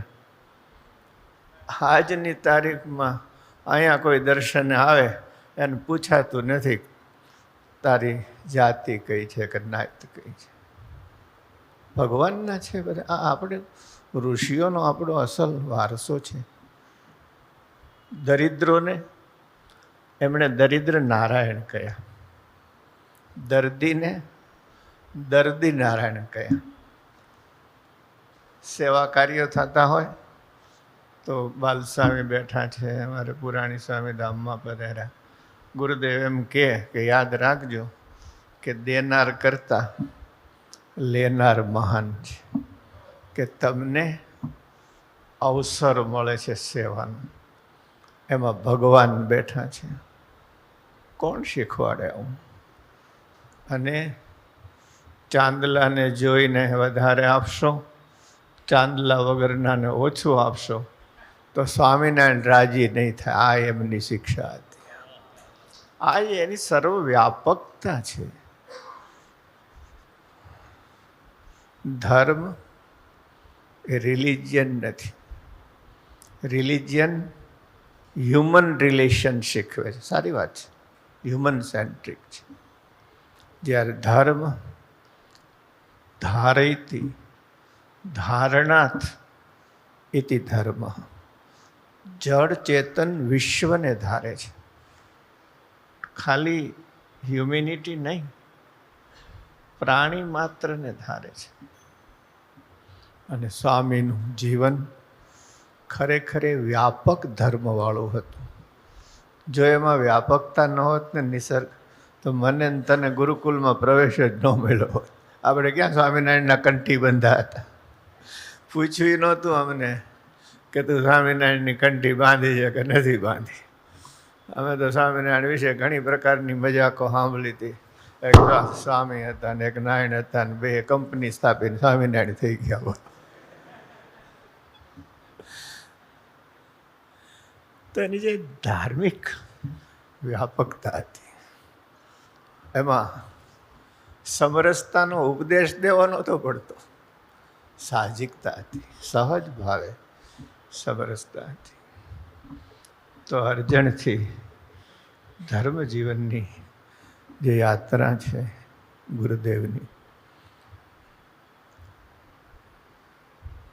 અમને તો હૃદયમાં 3 મંત્ર રમતા હતા: દેવ ઋણ, પિતૃ ઋણ અને ગુરુ ઋણ. આ 3 ઋણમાંથી ક્યારેય મુક્ત થઈ શકાતું જ નથી. ઈષ્ટદેવે જે કરુણા કરી છે, આ પવિત્ર પૃથ્વી ઉપર સત્યમ શિવમ સુંદરમ વિશ્વમાં આ શરીર માતા પિતાએ આપ્યું છે. એનું મૂલ્ય પૈસાથી આંકી ન શકાય. શરીર આપ્યું, મા બાપે આપ્યું, પણ શરીરનો માયલો જગાડ્યો એ તો મારા સદગુરુએ જગાડ્યો. એના ઋણને કેમ આપણે ચૂકવી શકીએ? એટલે આ બધી પુષ્પાંજલિઓ રહી છે. પૂજ્ય બાલ સ્વામીનો બહુ જબરો સહારો રહ્યો. એ ન હોય તો કાંઈ ન થાય. જોગી સ્વામીના આશીર્વાદ હોય. એક વસ્તુ દ્રઢ કરી છે કે ભલે ગમે એવો પ્રતિભા સંપન્ન હોય, સદગુરુની કૃપા સિવાય કાંઈ થતું નથી. એની કૃપાની જે દીક્ષા મળે છે એ મહત્વની હોય છે. દલપતભાઈ, કેવી સરસ રવિભાણ પરંપરા, એવા કેવા સંતોની પરંપરા. ભારતીય સંસ્કૃતિનું કલેવર છે ને, એ કલેવરનો જો કોઈ પ્રાણ હોય તો મારા સાધુડાઓની રચનાઓ છે. એણે વગર પંથ સ્થાપે પંથ ઊભા કરી દીધા છે. કોઈ સંપ્રદાય ન સ્થાપ્યા, અને જતાંય સંપ્રદાયથી શ્રેષ્ઠ કાર્યો કર્યા છે, ધબકતા રાખ્યા છે. આજે હું કમીજાળા અને અમારા બહુ આત્મીય જાનકીદાસ બાપુને પણ હું યાદ કરું છું. બહુ પ્રેમ રાખે છે. હું ત્યાં દર્શન કરી આવ્યો છું. રવિભાણ પરંપરાની જે મૂળ ગાદી છે ત્યાં આપને સાંભળવાનું ખૂબ મન થાય. ક્ષમા કરજો, મારે તો બહુ કહેવું નહોતું, પણ હવે આ કેટેલિક એજન્ટ બેઠા છે ને એ બધા, એટલે થોડી વાત કરી છે. એટલું નક્કી છે રાઘવજીભાઈ, અમને ભરોસો આ છોકરાઓ ઉપર છે. આ ભારત વર્ષને સાચવશે, આ ભારતના આધાર બનશે, આધાર સ્તંભો બનશે. એટલે એને લૂણો ન લાગી જાય એટલું કામ અમારે કરવાનું છે બસ. તો આપ સર્વને વંદન કરું છું. અમારી આ ત્રિપુટી જે છે, નિસર્ગ, અશ્વિન, કિશોર, એને જોરદાર તાલીઓથી વધાવો. ગમે ત્યારે યજ્ઞવલ્લભ સ્વામીનો ફોન જાય, હાજર સેવક હનુમાનજીની જેમ હાજર થઈ જાય. બધું સંકલન કરવું બહુ મોટું કામ હોય છે. નિસર્ગ દત્ત સાહિત્યમાં રુચિ છે. કુમારપાળભાઈ પણ આ 2 છોકરાની સેવાથી રાજી બહુ થાય છે. એ પણ એક આધ્યાત્મિક જીવન જીવનારા સાહિત્યકાર છે. તો આજના સત્રમાં ગુરુદેવના મહાન ગુરુદેવો અને એ ગુરુઓએ જેમનો અમર વારસો સાચવો એવા ભગવાન શ્રીહરિ એમના ચરણોમાં અને આપ સર્વના હૃદયમાં વિરાજમાન ભગવાન શ્રીહરિના ચરણમાં વંદન કરી વાક પુષ્પ પરમાત્માના ચરણમાં અર્પણ કરું છું. અસ્તુ. ધન્યવાદ. જય સ્વામિનારાયણ. જય સિયારામ. જય શ્રી કૃષ્ણ. જય ભારત.